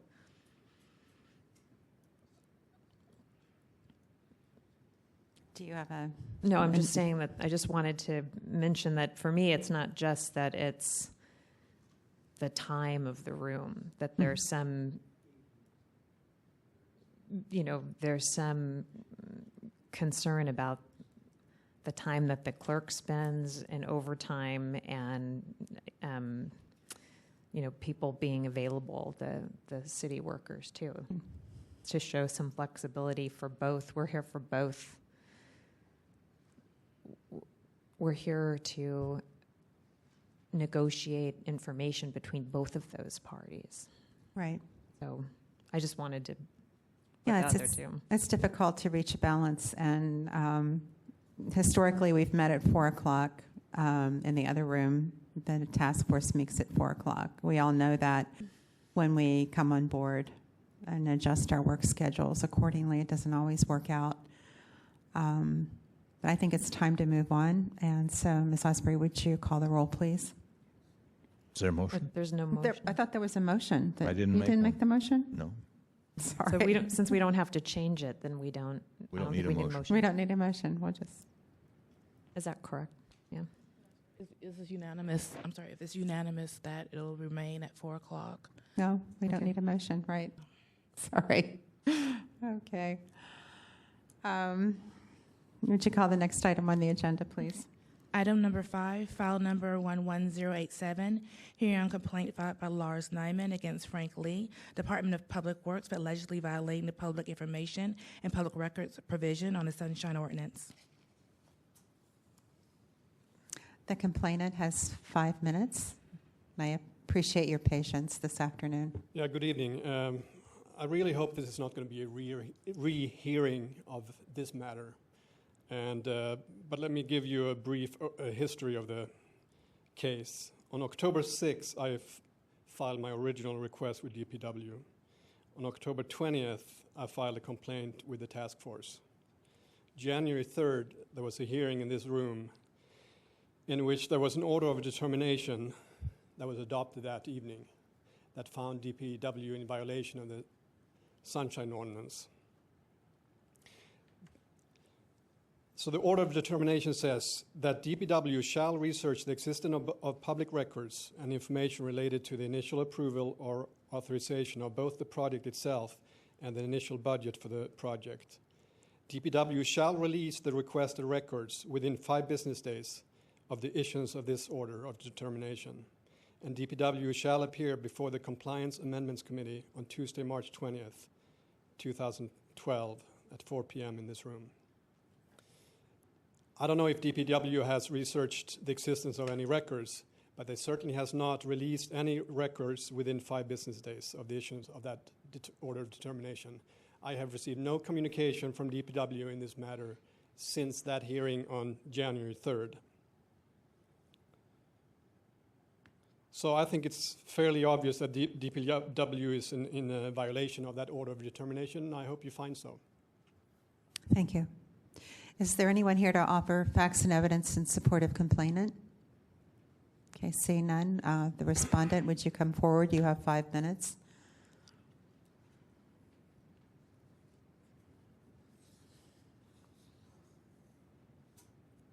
I first make a request that if we don't conclude this in about 6:45, can we have a 15-minute recess because I really need to take a break before 7. Okay. Just to let you know what we've done since we've last met is that we've given Mr. Nyman over 2,000 pages of documents, possibly almost 3,000 pages of documents. They're on this CD. I would offer it to you, anybody here who would like it. And from these documents, if someone studied it, as I did, I can tell you how this project started because the task force asked at that time, and I didn't know. I can tell you right now how it started. It started with a citizen in the neighborhood contacting the city attorney's office claims department. They said, your roadway is breaking up, your tree is breaking up the roadway, and your tree is breaking up my parking lot. That's how it started. So the claims representative went out to the site, saw that it was broken up, and he contacted our Bureau of Urban Forestry and said, your tree here is breaking up the roadway. You got to do something. You got to fix this roadway. So our urban forester went out there and looked and said, okay, yeah, the roadway is broken. We need to fix it, and we probably have to do something with the tree. So the first idea was, let's see if we can remove the tree. Remove the tree because it's causing the roadway to break. Well, we posted the tree for a removal, and the residents objected. We received letters, and those letters were all given to Mr. Nyman. They're all shown on the 2,000 plus 3,000 pages of documents here. And the community said, no, we don't want that tree removed. Figure out something else. And well, it keeps going, and then it finds out that we contacted the engineers, and the engineers said, go out there and see if you can fix this roadway, find money to fix this roadway. And at the same time, simultaneously, the neighborhood said, we don't want you to take down this tree, figure out something else. So we were talking, and the idea came out was to divert traffic around the tree. So that was the engineering solution, to divert traffic around the tree, keep the tree. We also had to contact SFMTA because they're in charge of traffic. So a lot of people were involved in this project, or in this, what you want to call it, the road repair project. And that's how it started. And it essentially rested upon the engineers, as I mentioned the last time.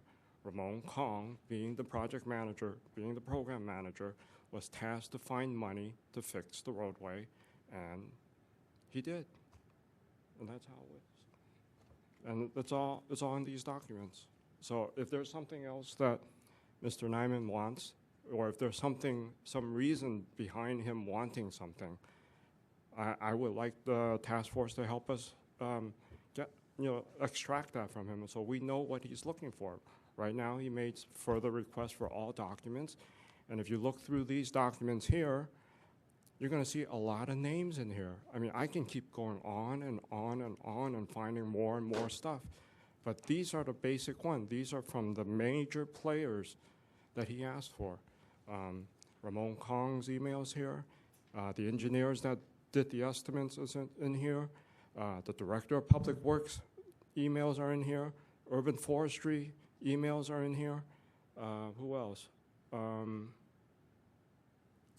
I'm sorry, but there's a lot of emails in here.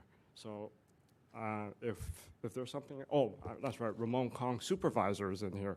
So if there's something that he needs that you think that we have, we'll be glad to find it. Okay. Thank you. Is there anyone here to offer facts and evidence in support of the respondent? Okay, seeing none, the matter is with the task force. Member Nee? Mr. Lee, please. Mr. Lee. Please approach the microphone. Thank you, sir. When did you give the CD to Mr. Nyman? When did I what? When was the CD provided to Mr. Nyman? When was this? You said Mr. Nyman was provided with the CD. I don't know. It's been ongoing for the past month. The particular CD that you just held up. Mm-hmm. Is that the CD that you're talking about was given to Mr. Nyman? Yeah. Mm-hmm. Okay, when? All within the last month. Within the last month, okay. Next question. The project consisted of, the tree project consisted of, what, was the tree taken down? No, the tree was not taken down. It was not taken down, okay. What Mr. Nyman requested was to see documents or a document showing the approval or authorization for that particular project. With a work order, if you will, with somebody's signature on it. As I mentioned, Does remote the information that you provided him include that particular work order with a signature on it? There was no work order. As I mentioned, it was a verbal. It was all verbal. Yes. It's not necessary. I've seen some of the documents because Ms. Osbury had provided some of the responses to it's a related complaint, but it was a different complaint number. And one of the things I got from it was that it had, it started not with the tree, but with the cracked up roadway. So it's a little bit twisted and turning, one of those neighborhood projects that kind of twists and turns around a lot. But there are a lot of documents, so I don't know that they were provided within 5 days, but I will say that I do believe that Mr. Lee has gone to great lengths to capture a very sort of stereotyped neighborhood San Francisco project that got very heated and I guess contested, and different people interjecting in their neighborhood. It's Okay, so Mr. Lee, Yes. the order of determination was issued on February 27th, and you were given 5 days to produce the documents. So the CD that you showed us, you produced. Actually, this is in response to his other records request for all documents. I mean, when you asked me about how the project started, yeah, I did the research, but this is everything. This is everything that's included. So Well, when was that produced, that CD? When did? just this afternoon, because I wanted to bring you what I gave him, so I put it on a CD. When did you? He didn't produce just the CD. It's been a series of emails. Yeah, it just takes a long time. I mean, have you seen how many thousands? It's just talking to staff, making sure that they put it in right order. I mean, you can see it. They come in, and it's like scattered. You can't even understand it. You Okay. have to somehow make sense of what they're giving you. And, I had to work with staff to make sure that they send it to me systematically, chronologically perhaps. And some people don't. Some people don't follow instructions. Some people give it in different format. I get some in paper format. It's a mishmash of everything, and I have to make sense of it. Okay. And it takes a long time to make sense of it. Right, I appreciate it, and I also agree with Member Johnson that this is it sounds like a typical San Francisco neighborhood project. This one made the newspaper, I think, way back when. But I mean, those emails are in here too. okay, so all right. So the issue before us is whether the order of determination was met. So you're telling us that the documents on the CD, you brought them all together on the CD, but you're saying that all the documents that are on the CD you have sent to Mr. Nyman via email. Yes. And you started doing this after he filed his initial request back in October? No, he made this request in January. So even back when I first met with you in January, I informed you that there were no documents responsive to his request. And I still say that there is no work order or something signed out. It was verbal. In fact, if you want to take an email there's an email in here from Ramon Kong stating that he identified funds. If you take that as a verbal, that's it. Okay. I mean, there was nothing else. And so there was really nothing responsive to that request. But since you asked how did this project started, I went back, and it took me over a month just to research and figure out exactly what happened and how it got to Ramon Kong. Okay, so I'm trying to piece together what happened here. So we heard this case originally. When did we hear it? Early January. So after January 3rd, you appeared and we said we would like for you to produce documents that explained how this project came to be and how the monies were appropriated. So beginning then, you started assembling all this information, which you emailed to Mr. Nyman, and then today you put it all in one place saying this is what we gave to him. Yes. All right. And so you were doing this before this order of determination came out? Yes. It came out on February 27th. No, that's, Yes, we he's were- you're responding to 1211, Well, a different complaint that Mr. Nyman made after. Yeah. Mr. Nyman, after we heard this, Mr. Nyman filed a couple of complaints that were more broad, that he wanted all of the documents instead. Originally he was narrowing it, tailoring it, and so the documents that Mr. Lee started providing were triggered in part by our saying, how did it start, and in part by Mr. Nyman pressing forward, wanting to know more information about the case. So I think what's really happening is that the question becomes, was it done within 5 business days, and then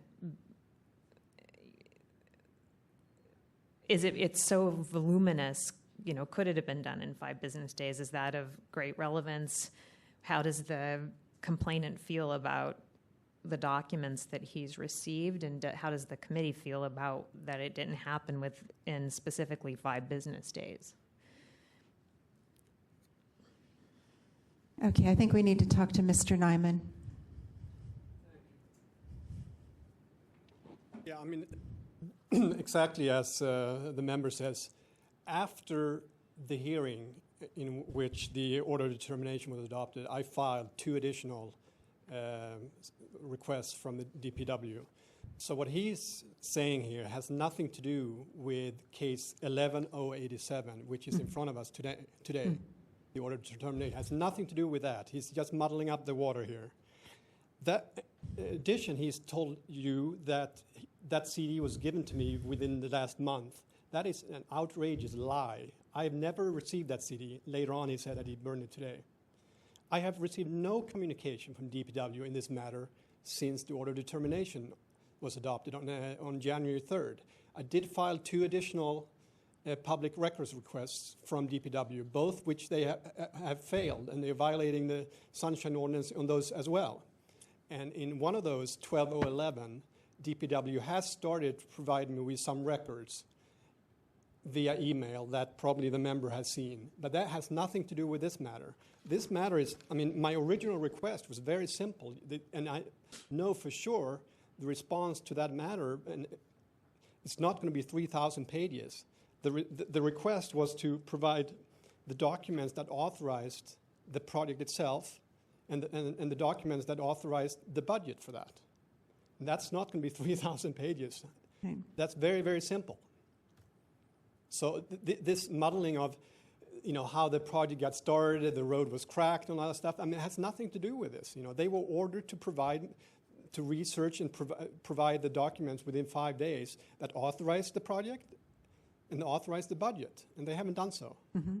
And how the project got started and cracked and roads and trees leaning and so on. That was the hearing back in January 3rd. Okay. Madam Chair. Member Ning? Mr. Nyman, please. You heard Mr. Lee say that I don't think he said that he sent you a CD. I think what he told us is that the CD he had in his hand contained, correspondence, emails, records that he had sent you by email. Did you receive any emails at all relevant to the Montgomery Alto Tree project? First, and if so, when? I think that we can listen on the tape. He did tell you that you asked him specifically, when was the CD provided to Mr. Nyman? And he said, within the last month, he said. I have received the matter. Okay, but he told us a few minutes ago that the CD he had in his hand actually represented emails and other documents that he sent to you. Prior to that, you asked him pinpointed, when was that CD provided to me? And he said, within the last month. And we can listen to the tape later on. My question now is, did the records that he's talking about that are on the CD, have you received those? I don't know. I haven't received the CD, so I don't know. he has emailed Have me. you received any records at all have you received any records at all relevant to the Montgomery Alta Tree project?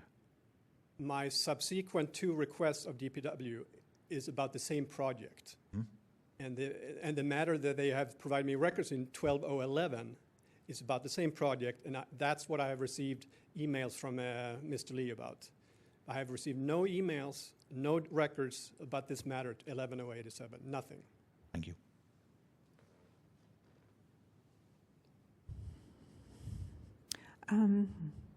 Mr. Lee. Okay, so I'm starting to understand what's going on a little bit better. So just talking about 11087, he was asking for something very specific, very narrow requests. So we'll forget about all of the 2,000 pages providing the context for this. So what he wanted to know was specifically, he wanted to see a written authorization for the expenditures of a couple $100,000 for this project. And again, I repeat, we don't have that. It was a verbal. Yeah, Now, we if you didn't- want to get to a point where you're saying, is that the proper thing to do? And if that's something is that how your department operates? I can say yes, but we know it's not right. We've since corrected that.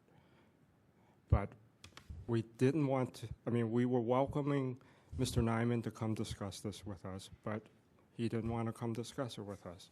I wished he did, because if he did, he would have given us support to make changes faster, but he didn't. We have made changes. We now seek authorization and making sure that the Ramon Kong, when he does authorize it, he makes sure each little project, each little repair job gets a separate job order number where estimates, charges, and everything will be put in there, and he's the one that reviews it and authorizes it. Well, I think that's a very good thing for your department. I think the thing that you should have done here would have been to contact Mr. Nyman in an email within 5 business days of this order of determination and say, Okay, he didn't ask that. He Well- asked for if there was any authorization. I well, respect well, that. so then what you do is you respond to him and say, we did not have a written authorization or a work order or anything. It was all done verbally. So we cannot give you these documents. They don't exist. But we recognize that that was not a good practice to not have this paper trail. We have since, and primarily because of your action, we've corrected this. You know, that would have been the professional and the courteous thing to have done. And that, I think, would have, in my point of view, been in compliance with this order of determination. Not directly addressing this order of determination is the problem. Well, the thing is, things moved a little slow. We didn't have that in place back in October, September. It took a while for us to implement this. Well, I understand that. No, I understand that. I'm talking about since February 27th. We had the hearing in January, and we were very specific about what we wanted you to give to Mr. Nyman. You didn't have that. That's right. So the thing to have done when you received this and you realized you had 5 business days would have been to contact him with an email and copy to us and said, you know, it was not our practice at the time to have work orders and everything in writing. We operated a lot on verbal, you know, it was all verbal. If we needed more money, it would be a verbal authorization. We don't have a paper trail. We realized that was a mistake. Now we do. But that would have, you know, specifically and directly addressed this order of determination. It would have been the professional thing to do. Could have CC'd us and. Well, I think we kind of got. If I could just interject quickly, the part of the problem is that we didn't ask. We found that Mr. Lee had, at the hearing, if you read the order of determination, we found that he didn't have a authorization for that particular thing. So we asked for the initial That's what The initial, going back, we asked for the initial approvals, the initial the project itself. And it's very complicated. There isn't, somebody wrote in and said the road is broken up. And then it becomes ever more complicated. So I don't think, from what I've seen, that Mr. Lee could have picked the exact moment when the exact thing was approved, because there were multiple things down the line that approved it. So just to be fair, though, I don't know when that was provided, and it was provided in response to a different request, although it's the exact same project, and I can't speak for Mr. Lee, and I don't necessarily, I would prefer that the complainants don't have to go back and keep asking for records so we don't have to keep having hearings, but we did ask for the initial approval or authorization of the project itself. We've already been through the fact that they didn't have one for the exact extra cost. And it may be caught up in a variety of things. I haven't studied necessarily the emails, so I don't know how the committee feels about the 5 business days or the lack of, maybe Mr. Lee, maybe you could address that. Was there some reason why you waited until there was another complaint? Were you? No, because my understanding was the original request was for a document that shows approval, and we already addressed that and saying it was verbal and there was no document. But you understand that we asked for the initial authorization of the whole it says of both the project itself and the initial budget. Oh, I might have misunderstood. I thought I was supposed to bring it here to explain it to you all, so maybe it's my misunderstanding. That's why I'm here. I came here to explain how the project started because you all wanted to know how it started. So did you read the order when you got it? Because it says literally that you'll look for the public records and information related to the initial approval or authorization of both the project itself and the initial budget for the project within 5 business days of February 27th. I'm sorry, I don't recall. So I maybe misunderstood. I thought coming here to explain is I mean, this is the first time I've ever done this here. So I apologize if I misunderstood.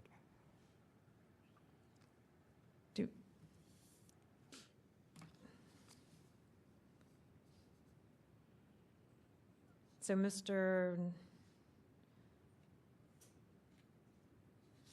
This was my first time here.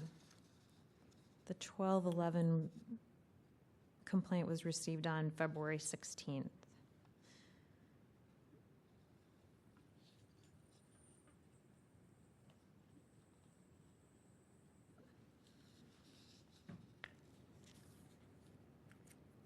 Mr. Nyman, do you recall when you made the request? I know you filed the complaint on February 16th. I don't have the complaint in front of me, the 1211. Do you have any idea of the approximate time when you filed it? Filed the complaint? Yeah, I'm sorry, when you made the request, the initial request. After the January 3rd hearing, which this matter is about, I filed 2 additional public record requests from DPW, and I believe one was the day after, the 4th, I believe, which I don't think that's 1211. I think 1211 was actually the reason I filed that request was because of a statement Frank Lee said in the January 3 hearing, when he stated, yeah, we have documents, but none of that he has requested. That's why I filed an additional public record request. I think that was January 10th or something like 11th maybe, when that became 12011. Did you get any documents between the time that you filed the request and the time that you filed the complaint? Nothing. So you didn't get any documents before we received them together in an email? That's right. Yeah, I've seen you been CC'd as well, yes. And frankly, I mean, again, I think, let's make this simple. This is about this order of termination, and dumping 3,000 documents and say, here, maybe one of these 2 things that we were ordered to do, maybe those 2 documents are among these 3,000.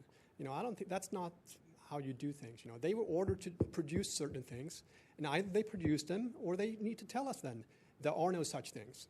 So, And if there are no such things, then we can proceed. You know, maybe then they have violated other city laws. Maybe they're spending public funds on things that haven't been approved. But we have not received a statement yet from them that this project was not authorized and the budget was not authorized. so Initially, that's why I request this. I want to see the authorization so I know that public funds were correctly spent. So But I I haven't go even- out of my way to make sure that sometimes I repeat myself over and over again to make sure that there's no denying of what I am asking for. And I specifically we had arguments about asking for the documents about the project itself. So it's pretty clear that the order was violated because they didn't turn over the documents until like a week ago. And the whole thing with the initial project was because of the history going back from April, where I requested documents showing that the project was approved. So Mr. and Nyman they had to did- file a whole nother complaint to get the documents. Over and over and over again, yes. And I filed a complaint about how they are handling my complaint, because I know there are records within the department where they're discussing how to handle my complaint, and I requested those to actually see, you know, what's going on in there.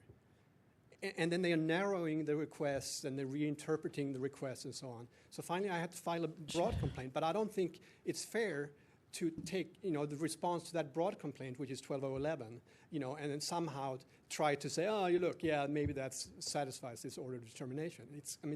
Look at this order of determination. It was very clear what they were supposed to do. And the question is, have they done that or not?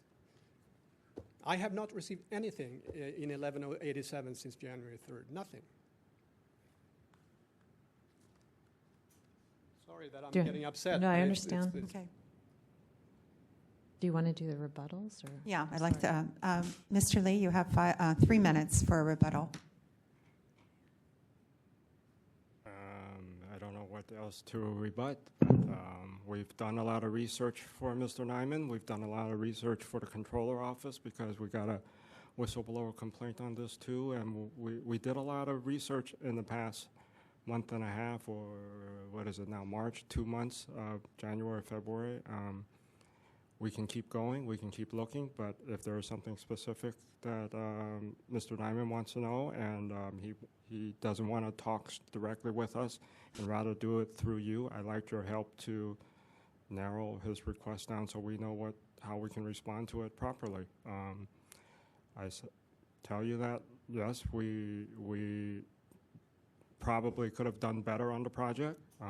We could have had more documentation to show authorization of spending expenditures, which we will fix or we have fixed.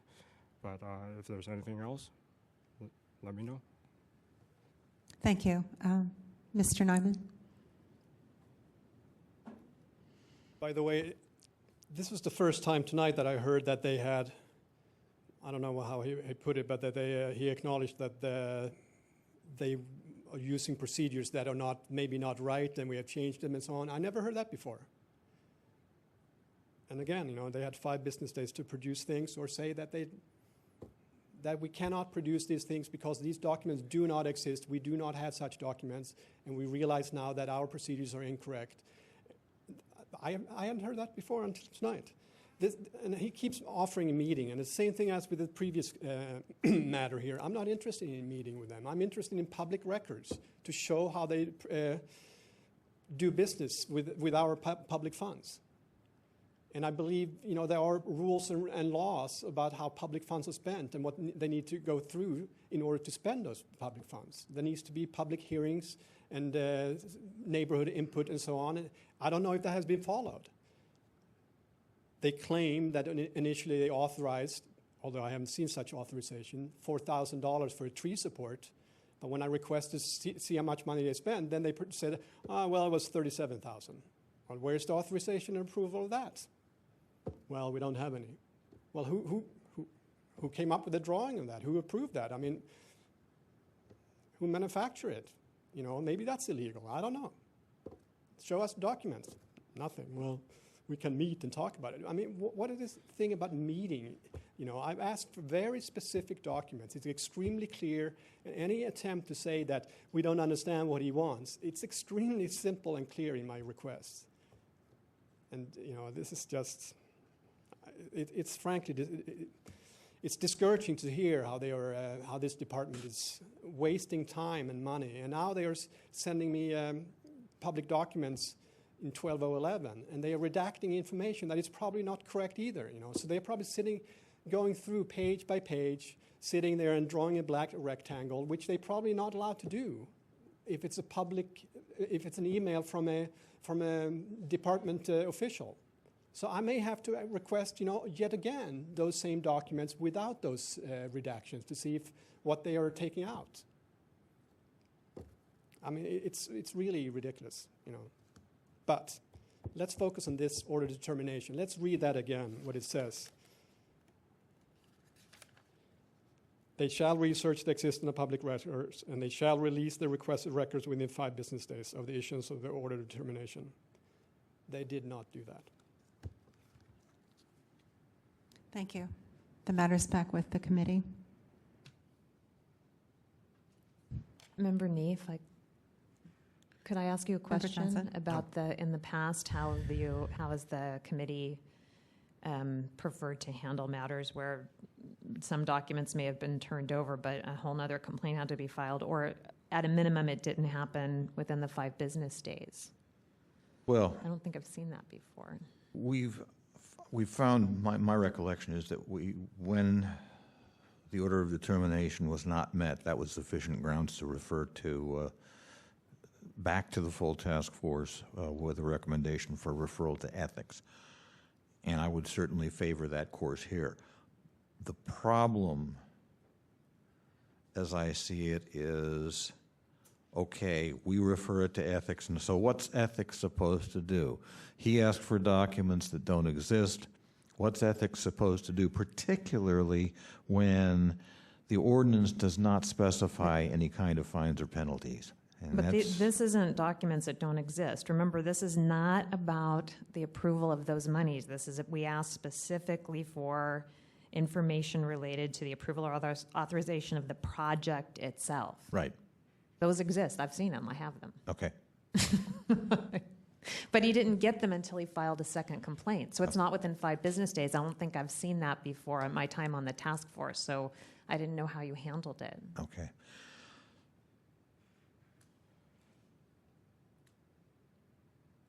Well, when we find non-compliance with an order of determination, which is apparent here, we send it back to the full task force with a recommendation for referral to the Ethics Commission. We don't always make a specific recommendation to send it anywhere, do we? I mean, sometimes we refer it back to the task force for. Well, we could For them we to- could refer it back to the full task force with a recommendation for referral to an entity with enforcement power. We could do that. And So then the task force could decide which one, which entity or entities, whether it's ethics, DA, State Attorney General, Board of Supervisors, or all of the above. So if the documents were already turned over, but we're referring it for failure to do it within 5 business days and for requiring another complaint, is that an enforcement agency or is that ethics? Well, it's good question. Maybe it's the DA. Maybe this is just willful violation, official misconduct. Okay, the documents, I guess some documents have been provided, but they were not provided in response to this particular complaint, to the particular request that resulted in this complaint. So, it's obviously taken extraordinary effort on the complainant's part to get the information he's looking for, and even then, does he have the information he's looking for? Because he seems to feel that he's been sandbagged on this, and he may well have been.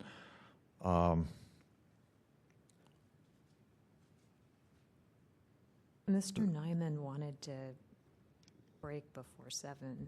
I'm sorry? I'm not Mr. Nyman. Mr. Lee needed a break before 7. Right. That's true. Well, should we, Do we have a motion? we don't. Yes, I move to refer this matter back to the full task force with the finding that the compliance, the order of determination was not met, and a recommendation for referral to the district attorney and/or the board of supervisors. Do I have a second? Second? Could we have for a friendly amendment to say that it was not met within the time, or are you basing it on the fact that it wasn't met based on this case? Well, I did second it. it was.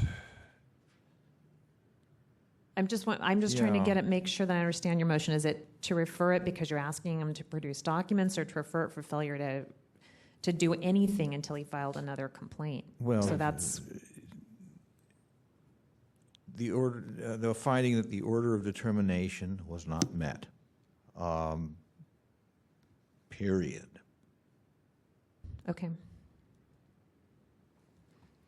So the motion will stand the way that it was. Okay. So at this time, is there public comment on the motion? David Pilpel, I do remember this hearing before the full task force. I listened very carefully then, and tonight I think in the main Member Johnson understands the complexity of the thing. I would point to the phrase, no good deed goes unpunished. I think that in what I heard at the full task force from Mr. Lee was that the requested records did not exist in the form that Mr. Nyman asked for them. They did not exist, period. And I heard the task force ask Mr. Lee to go do further research on the entirety of the project, the history, all of that, and attempt to unearth whatever records existed and provide them to Mr. Nyman as soon as possible. My understanding from the presentation tonight is that Mr. Lee did just that, did research the project, spent considerable time and effort, whether it was in response to a subsequent request or in response to the task force's suggestion. In any event, Mr. Lee went and made that effort, made documents available, it sounds like on a rolling basis, to Mr. Nyman, and that was all summarized on the CD that I guess none of us have seen, but perhaps captures records that have been incrementally produced over the last 2 months. And it seems to me that Mr. Lee did attempt to meet what he understood and what a reasonable person would understand the task force to have asked, which was to seek other records related to the project and its origin. So I think the effect of the motion, if passed, would be to discourage people like Mr. Lee from going and making considerable efforts in response to an order from this task force to do further research, to provide records, and will actually result in less compliance with the ordinance and with orders from this body. So I would encourage you to vote against the motion. Thanks. Thomas Piccirillo, I strongly support the motion. The previous speaker is assuming a whole lot of facts that I didn't hear tonight at this hearing. What I heard was that your order of determination was not, the documents that the complainant was asking for, he did not receive. In terms of the good faith effort by Mr. Lee, your order was for him to do this in 5 days, not 2 months. And he didn't give you an explanation other than to say that the documents don't exist. I don't think he has credibility, and I would strongly support the motion. Thank you.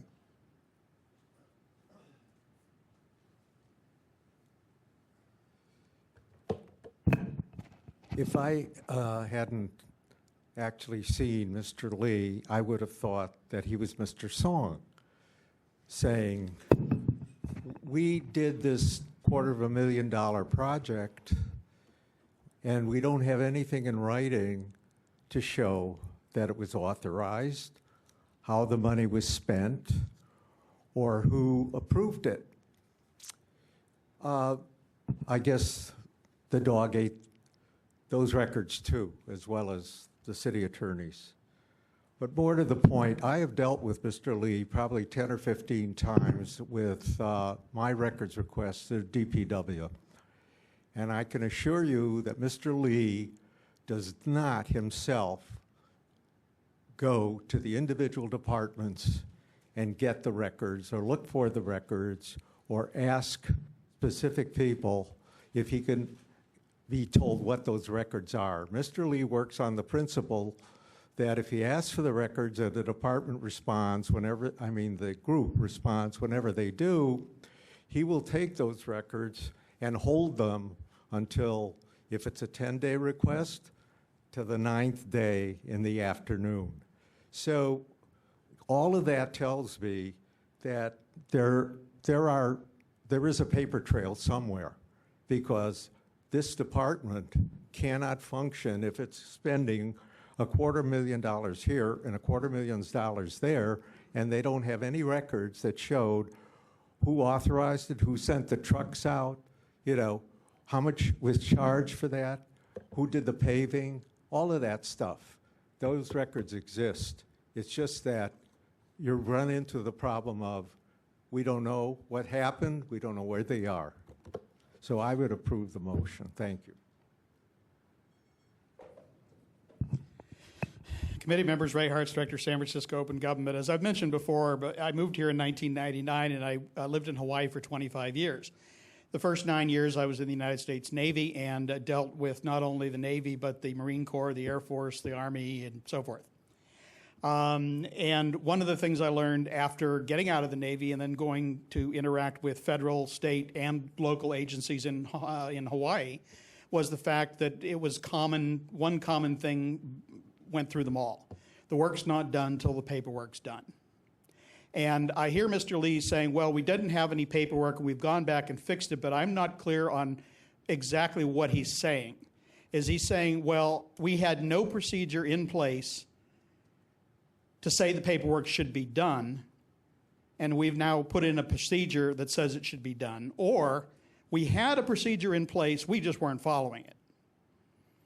And so the reason we can't produce this document is because we ourselves weren't following our own rules. And I have to agree with one of the previous speakers. It's hard to believe that, you know, I've heard several different numbers now, $4,000, $37,000. But the bottom line is, before or after every experience I've ever had in government, you had to fix the paperwork. There had to be paperwork. If it was an emergency, you could give a verbal authorization and then you did the paperwork. If it was not an emergency, you had to do the paperwork and get it approved, or you couldn't spend the money. And I think this is very similar to the case I had with the library. They really want to come here and pretend like everyone's gullible and say, oh, yes, we have these tens of thousands of dollars that we just spend verbally. And someone, you know, we can't even go back ourselves and tell who decided that. And I think that would be such incompetence that it's hard, it's not even credible. It is not credible. Because if I were a supervisor or a manager for the department and I couldn't explain exactly how my employees were doing what they were doing, I would be out of a job. Thank you. Is there additional public comment on this matter? Okay, seeing none. Can I make one comment? I just Member want to make Johnson. one quick comment that the reason why I'm supportive of this motion is not because of, not to discourage people from getting documents, but because no response was made based on the request. The only response that got made was based on a complaint filed with the task force, and members of the public shouldn't have to file a complaint. So there was no response made based on a request. It was just after an official complaint was filed. That's why I'm supporting it. And I just, as I was listening to the speakers, just started envisioning little black holes all through this building where money disappears in these little black holes. And there's no way to get information because you can't out of little black holes. Okay, Ms. Osprey, would you call the roll, please? On item number 5, the roll call, Member Johnson, Yes. Member Nee, Aye. Chair Washburn. Aye. The motion passes. Thank you. Would you call the next item on the agenda, please? Item number 6, next steps on the Ethics Commission proposed policy for handling sunshine-related complaints. Okay, just today, we've been trying, as you know, to schedule a joint meeting with our committee and the Ethics Committee. And just today got an email from Mr. St. Croix proposing 3 dates. April 13th was the earliest one, and then 2, and I guess April 30th, and maybe 1 in May. We very much want Mr. Grossman to be able to attend this, since he's been the one to have drafted our response. So he's able to make April 13th. We're going to, if it's acceptable to other members, propose that for the, okay. I can do it on the 13th. I believe that I can do it on the 13th. And so perhaps Member Wolf will be available then too. I don't know. Yeah, We can Mr. Wolf would be available as far as we know. I don't know Member about Wolf. that particular day, but he's expected to return to the meetings in April. Okay. So that's the latest on scheduling that joint meeting. Even though I don't want to, I would prefer not to move forward without Member Wolf. I would recommend taking the April 13th meeting if there's a quorum, because for sure Mr. Grossman can be there. He can't be there on the other 2 dates, and then some of the members of the task force will be termed out, and I don't know when they'll be when the new appointments will be made. So it would be nice to have the people here who were. I hope Member Wolf can make it, but I'm just saying if we wait and he can't, then you may be with a whole new group of people. Okay, so do we need a motion for meeting on the, I don't know that we need a motion. No? I don't think No, so. this is just a scheduling. But I'd like to hear from members of the public. Thomas Piccarello. Well, I like a little further elaboration on the joint meeting. I mean, what committee members of the task force are going to meet, and what members of the Ethics Commission are going to meet jointly. Would this be a regular scheduled Sunshine Ordinance Task Force meeting with all the members, or just this committee? So I'd like to see a little more elaboration as to the membership, the composition of this joint meeting, and what would be on the agenda. Thank you. Okay, the joint meeting is planned, it's between the full Ethics Commission, their 5 members, and this committee, not the full task force, but this committee. We're the committee that's been working on our response to the regulations.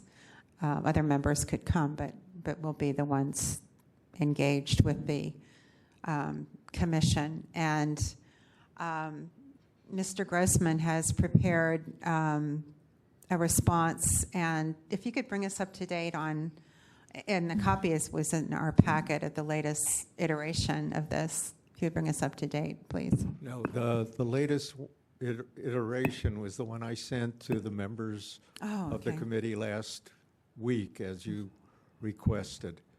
Right, okay. So it isn't this one, this is an older one. That one was my first, Oh, okay, yeah, it you is. know, Okay. that was kind of an internal piece of work. The one that I sent you last week would be the one that, after it's fly-specced and reviewed carefully, would go to the members of the commission, Ethics Commission, because what we had talked about, what had been talked about, is sending them something in advance of the joint meeting. Right, right. So that they would have a chance to understand your views on some of the things that are involved in those proposed regulations. And so right now, that version is with a colleague, Oliver Luby, okay, who's agreed to review it. right, who's looking. Okay.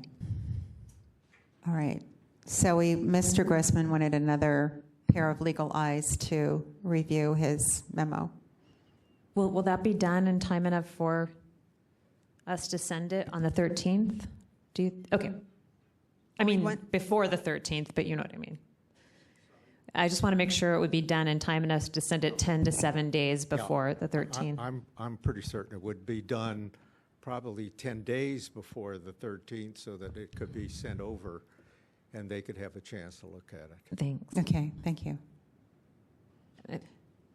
Is there, I think Mr. Harst wanted to address this issue. Members of the committee, Ray Hartz, Director, San Francisco Open Government. I'm probably saying this, but it needs to be said.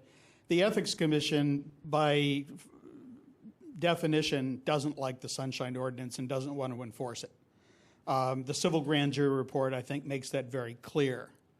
And the fact that all of the referrals, with the exception of one, the one against Jewel Gomez, have all been, and I hate to use the word dismissed because they weren't dismissed, they were simply ignored.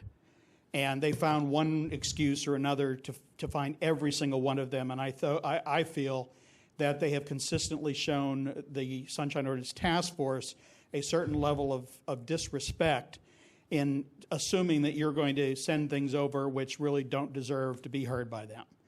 And Mr. St. Croix has been given carte blanche to just say, no, we're not going to, this is not going to go before the Ethics Commission. So as much as you can get down, lock down, as far as the agenda, who's going to be there, what the rules are, et cetera, I think it's going to need to be done because I will almost be willing to guarantee you the April meeting will be one where you really get nothing done. It will be them sitting there coming up with 115 reasons why they can't or won't agree to do it. Very honestly, when they first started televising the Ethics Commission, a number of us open government people went there and called them to task for their lack of support of the task force and the Sunshine Ordinance. And they have, since then delayed this long even arranging a meeting. And I think they are also factoring in what was mentioned by one of the members, that there are certain numbers of you that are going to be termed out, and that will give them another reason to delay. I really see nothing from their past experience, knowledge that shows any level of good faith in really wanting to enforce the ordinance. Is there just additional public comment on this matter?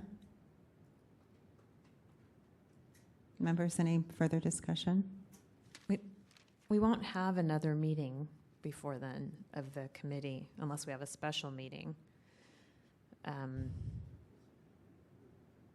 Right, because it's the third Tuesday, so it'll be after the 13th.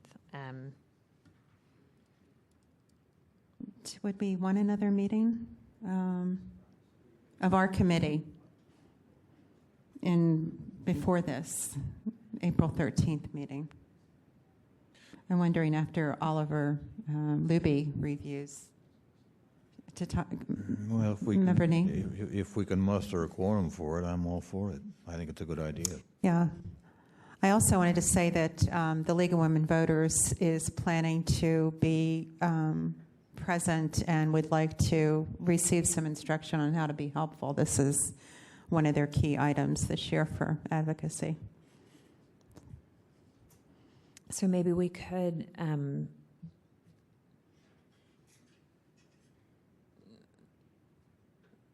try to determine when we think we might have the final version to decide when we might have a special meeting. Let me get my calendar. So the 13th is... Oh, okay. All right. So April 13th is a Friday. Oh my God, Friday the 13th. Oh, my. And we would be wanting to give it to them 10 days before. the so- 3rd or the 4th. That's not much time. And there's the Easter holiday in the middle there. Well, some of it will depend on when the review can happen, be finished. And we have a meeting on the 4th, full task force meeting on the 4th. Mr. Grissman, did Mr. Luby give you any indication about when he would be finished with his review? No, but I told him we probably would need it within a week or two, so he got it within the last week. So I would think maybe at the end of this week or early next week, I'll ask him. Okay, so we could conceivably meet on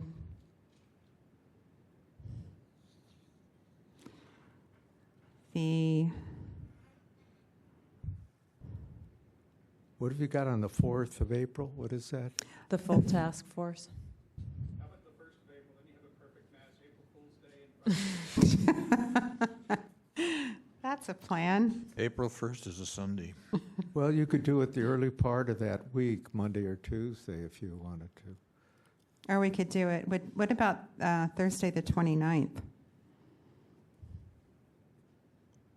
Next week, next Thursday.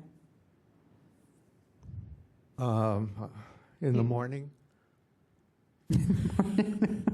No, that's okay with me. We'd have to just make sure that we think we might have the final. I'll get version? Oliver to try to get it back to us by the Monday or Tuesday, and then if you want to, then we can have a meeting on the 29th. yeah. Okay. I'm agreeable, certainly. Yeah. In March 20, so if the three of us are here, we know we'll have, if we can agree tonight, we'll have a quorum, but March 29th is Vice Chair Wolf's birthday, so I don't think he'll come. Even though it's out not April yet, and he wasn't going to come till We April. we could promise him a cake. Yeah. I have a nice party for him. We can have it in the downstairs in the, one of the light wells rooms. So are we instructing the administrator to request the 13th, Friday the 13th? for Right, Friday the ethics? Okay. 13th for the joint meeting. And then schedule a meeting for us on the March 29th. If there's a room available. And then I'm assuming it's the same as the last time we tried to schedule it, where the Ethics Commission is going to staff it. But we might want to make sure that, From my understanding, they still will staff that meeting. okay.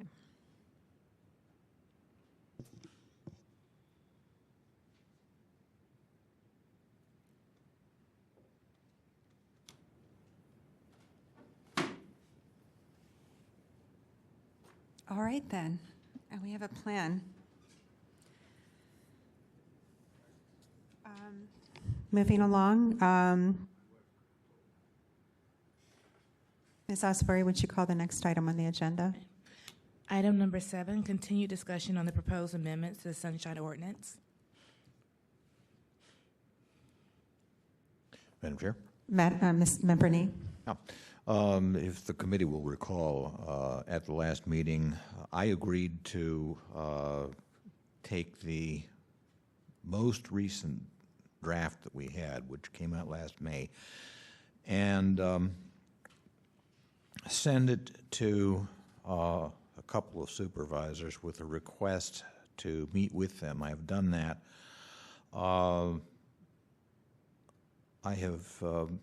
It took me a while to actually find them, so early last week I emailed Supervisors Avalos and Campos, as we'd agreed that I would do, and I have heard back from Supervisor Campos. He has, for the moment, handed the matter over to his legislative aide, and I sent her a copy of it as well, and so I'm waiting to hear back from them as to when I can sit down. Basically, I have asked them two things. Number one, their comments on the substance of what I sent them, and number two, their assessments of the political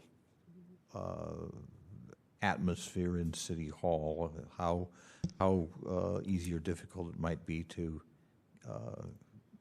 get this on the ballot in November. That's where we are. Okay.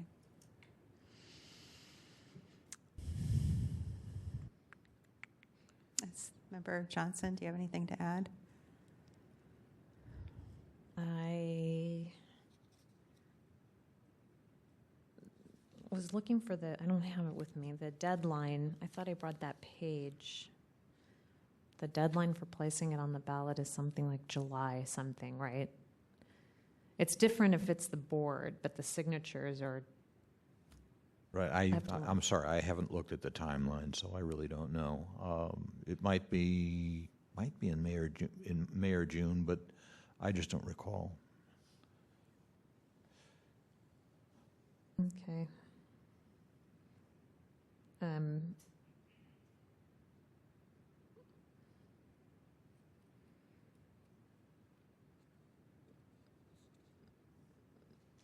What did you send them to? Was it our most recent, with the pared down version? Yeah, the pared down version, where we had a summary of what we felt were the major issues, and then our solution for each one. Okay. So we might want to continue this to the next regular meeting. Yeah, I would say so. Is there any public comment on this item? Do we need a motion to do that? Before? Yeah. So do we need to do that before public comment or Well, Yeah. after? I'm not sure what the procedure, I'm just at a point of procedure. for well, this. I think a motion to continue would be appropriate before public comment. So I would move to continue it to the next regular Second. meeting. Okay. Public comment on Sorry. the motion to continue and on the item? Ray Hartz, Director, San Francisco Open Government. There is one thing that I, not having seen the latest iteration, was very concerned about, and that was the response from the Ethics Commission on my complaint 11088, which was finding an M violation for not including the 150-word summary in the body of the minutes. And part of that was numerous points where they said, oh, you've agreed already to having an attachment be okay. And I'm not clear as to whether that is still in there or whether it is not. My real feeling is that there is something basically wrong with the minutes of any public meeting where the actual thoughts and free speech of the participants in the public are censored. And that's why I've so consistently fought over this issue. And I think going back, it would be going backwards to then say, oh, well, yeah, you can go ahead and attach them to the minutes, because they find every way possible of marginalizing or minimizing the public's participation.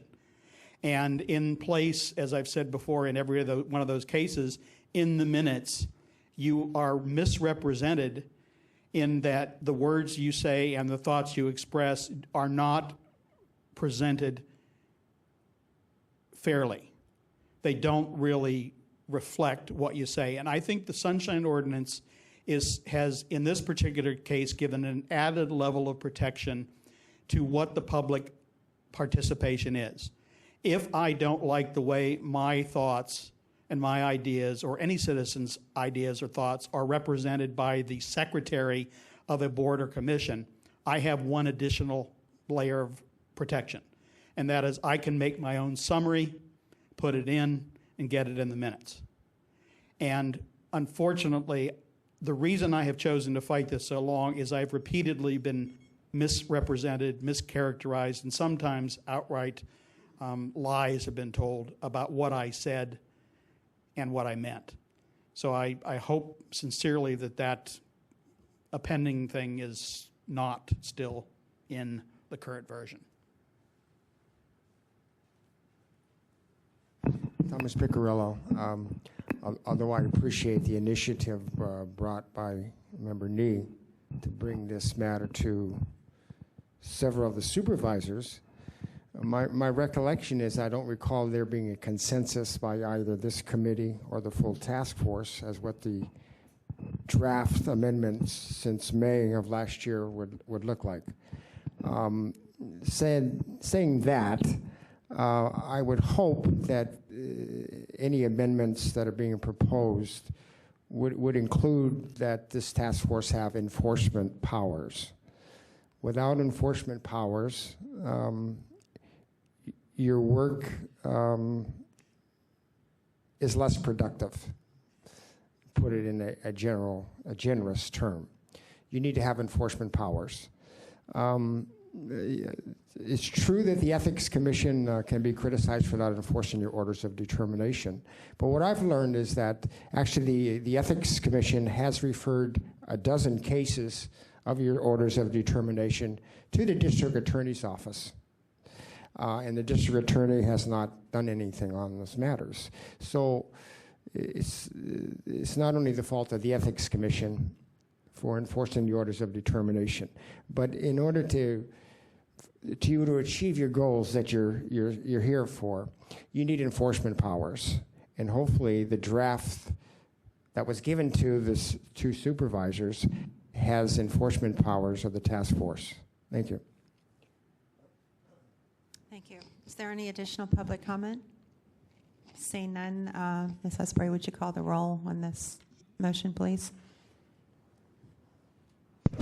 On item number 7, Member Johnson, Yes. Member Nee, Aye. Chair Washburn. Aye. The motion passes. Would you call the next item on the agenda? Item number 9, Administrator's Report. In front of you have the Administrator's Report I handed out, which for 2012, we've had approximately, the last time we met, approximately 9 new claims that have been submitted.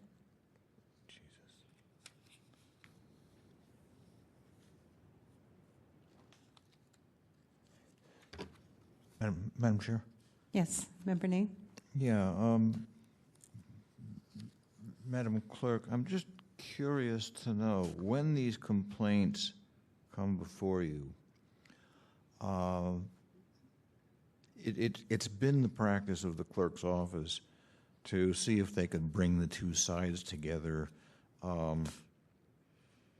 without their having to come to the task force for a hearing. And I'm wondering if you have been doing that, and if so, what's been your degree of success?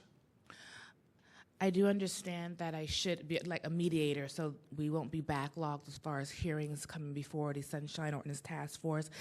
With some of them, I have been able to contact the respondent or the claimant asking if the item submitted, if the respondent did submit something, suffice to their claim, and most of them would prefer to have the hearing go before the Sunshine. So I have not been successful as actually mediating a complaint without it going, requesting going to the full task force or committee.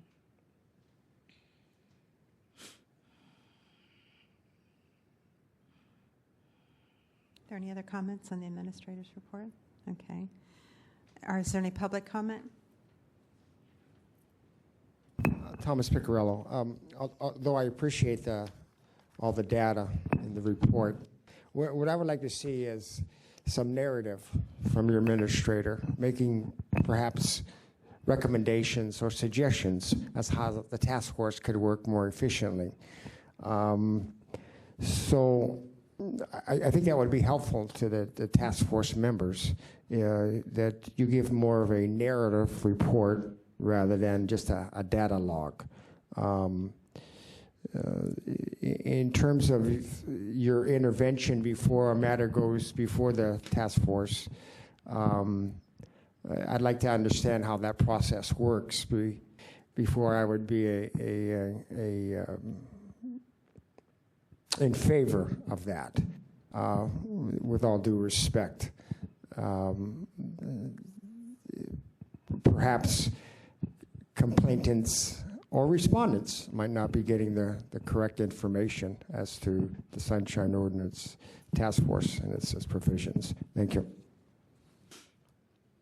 Thank you. Is there any additional public comment? Okay, seeing none. Ms. Osprey, would you read the next item on the agenda? Item number 10, announcements, comments, questions, and future agenda items. Member Nate? Yeah, wanted to bring something to the task force's attention, to the attention of the people here and people in the public section.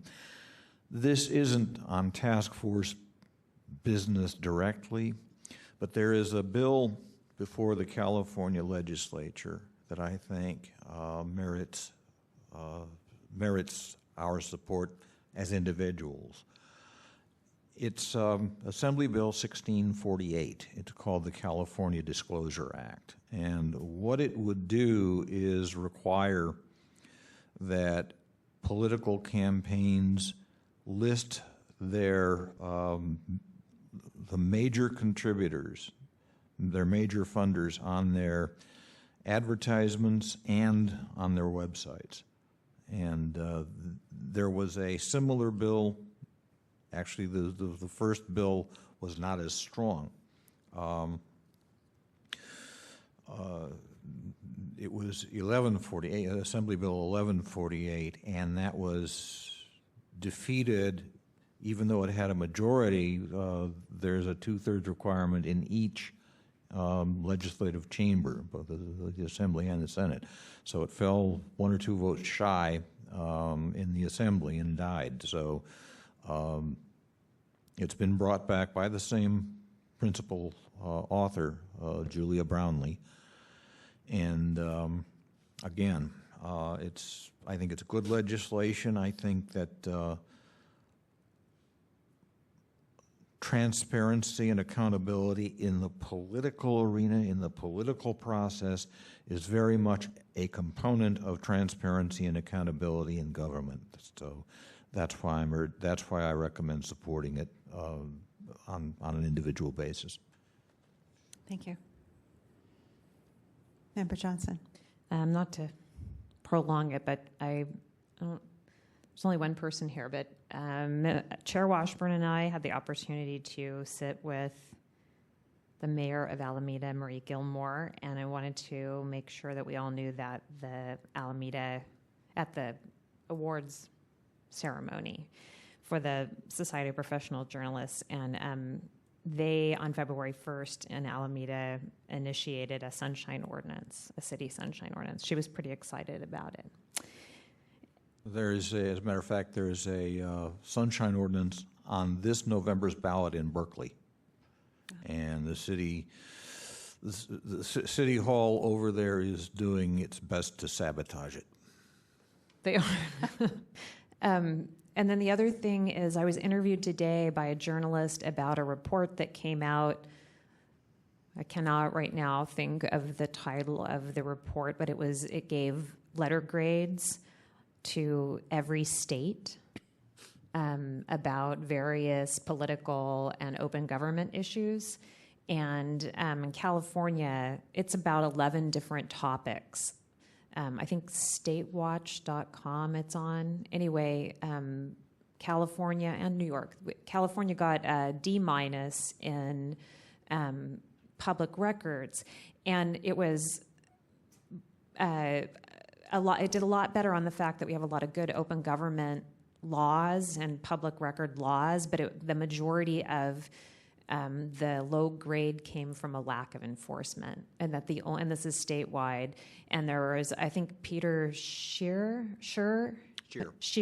from the First Amendment Coalition has quite a bit of comments in this report, and his comments tend to focus on the fact that there's very little enforcement. They do actually make reference to that there are no agencies that are like the task force for people to even go to. That we actually have that here, which I thought was nice in light of this idea of whether we're effective or not in the survey. So we're one of the few places where the public can at least come for some kind of assistance before having to spend money. So I thought that was interesting. People are aware that we're having trouble with enforcement.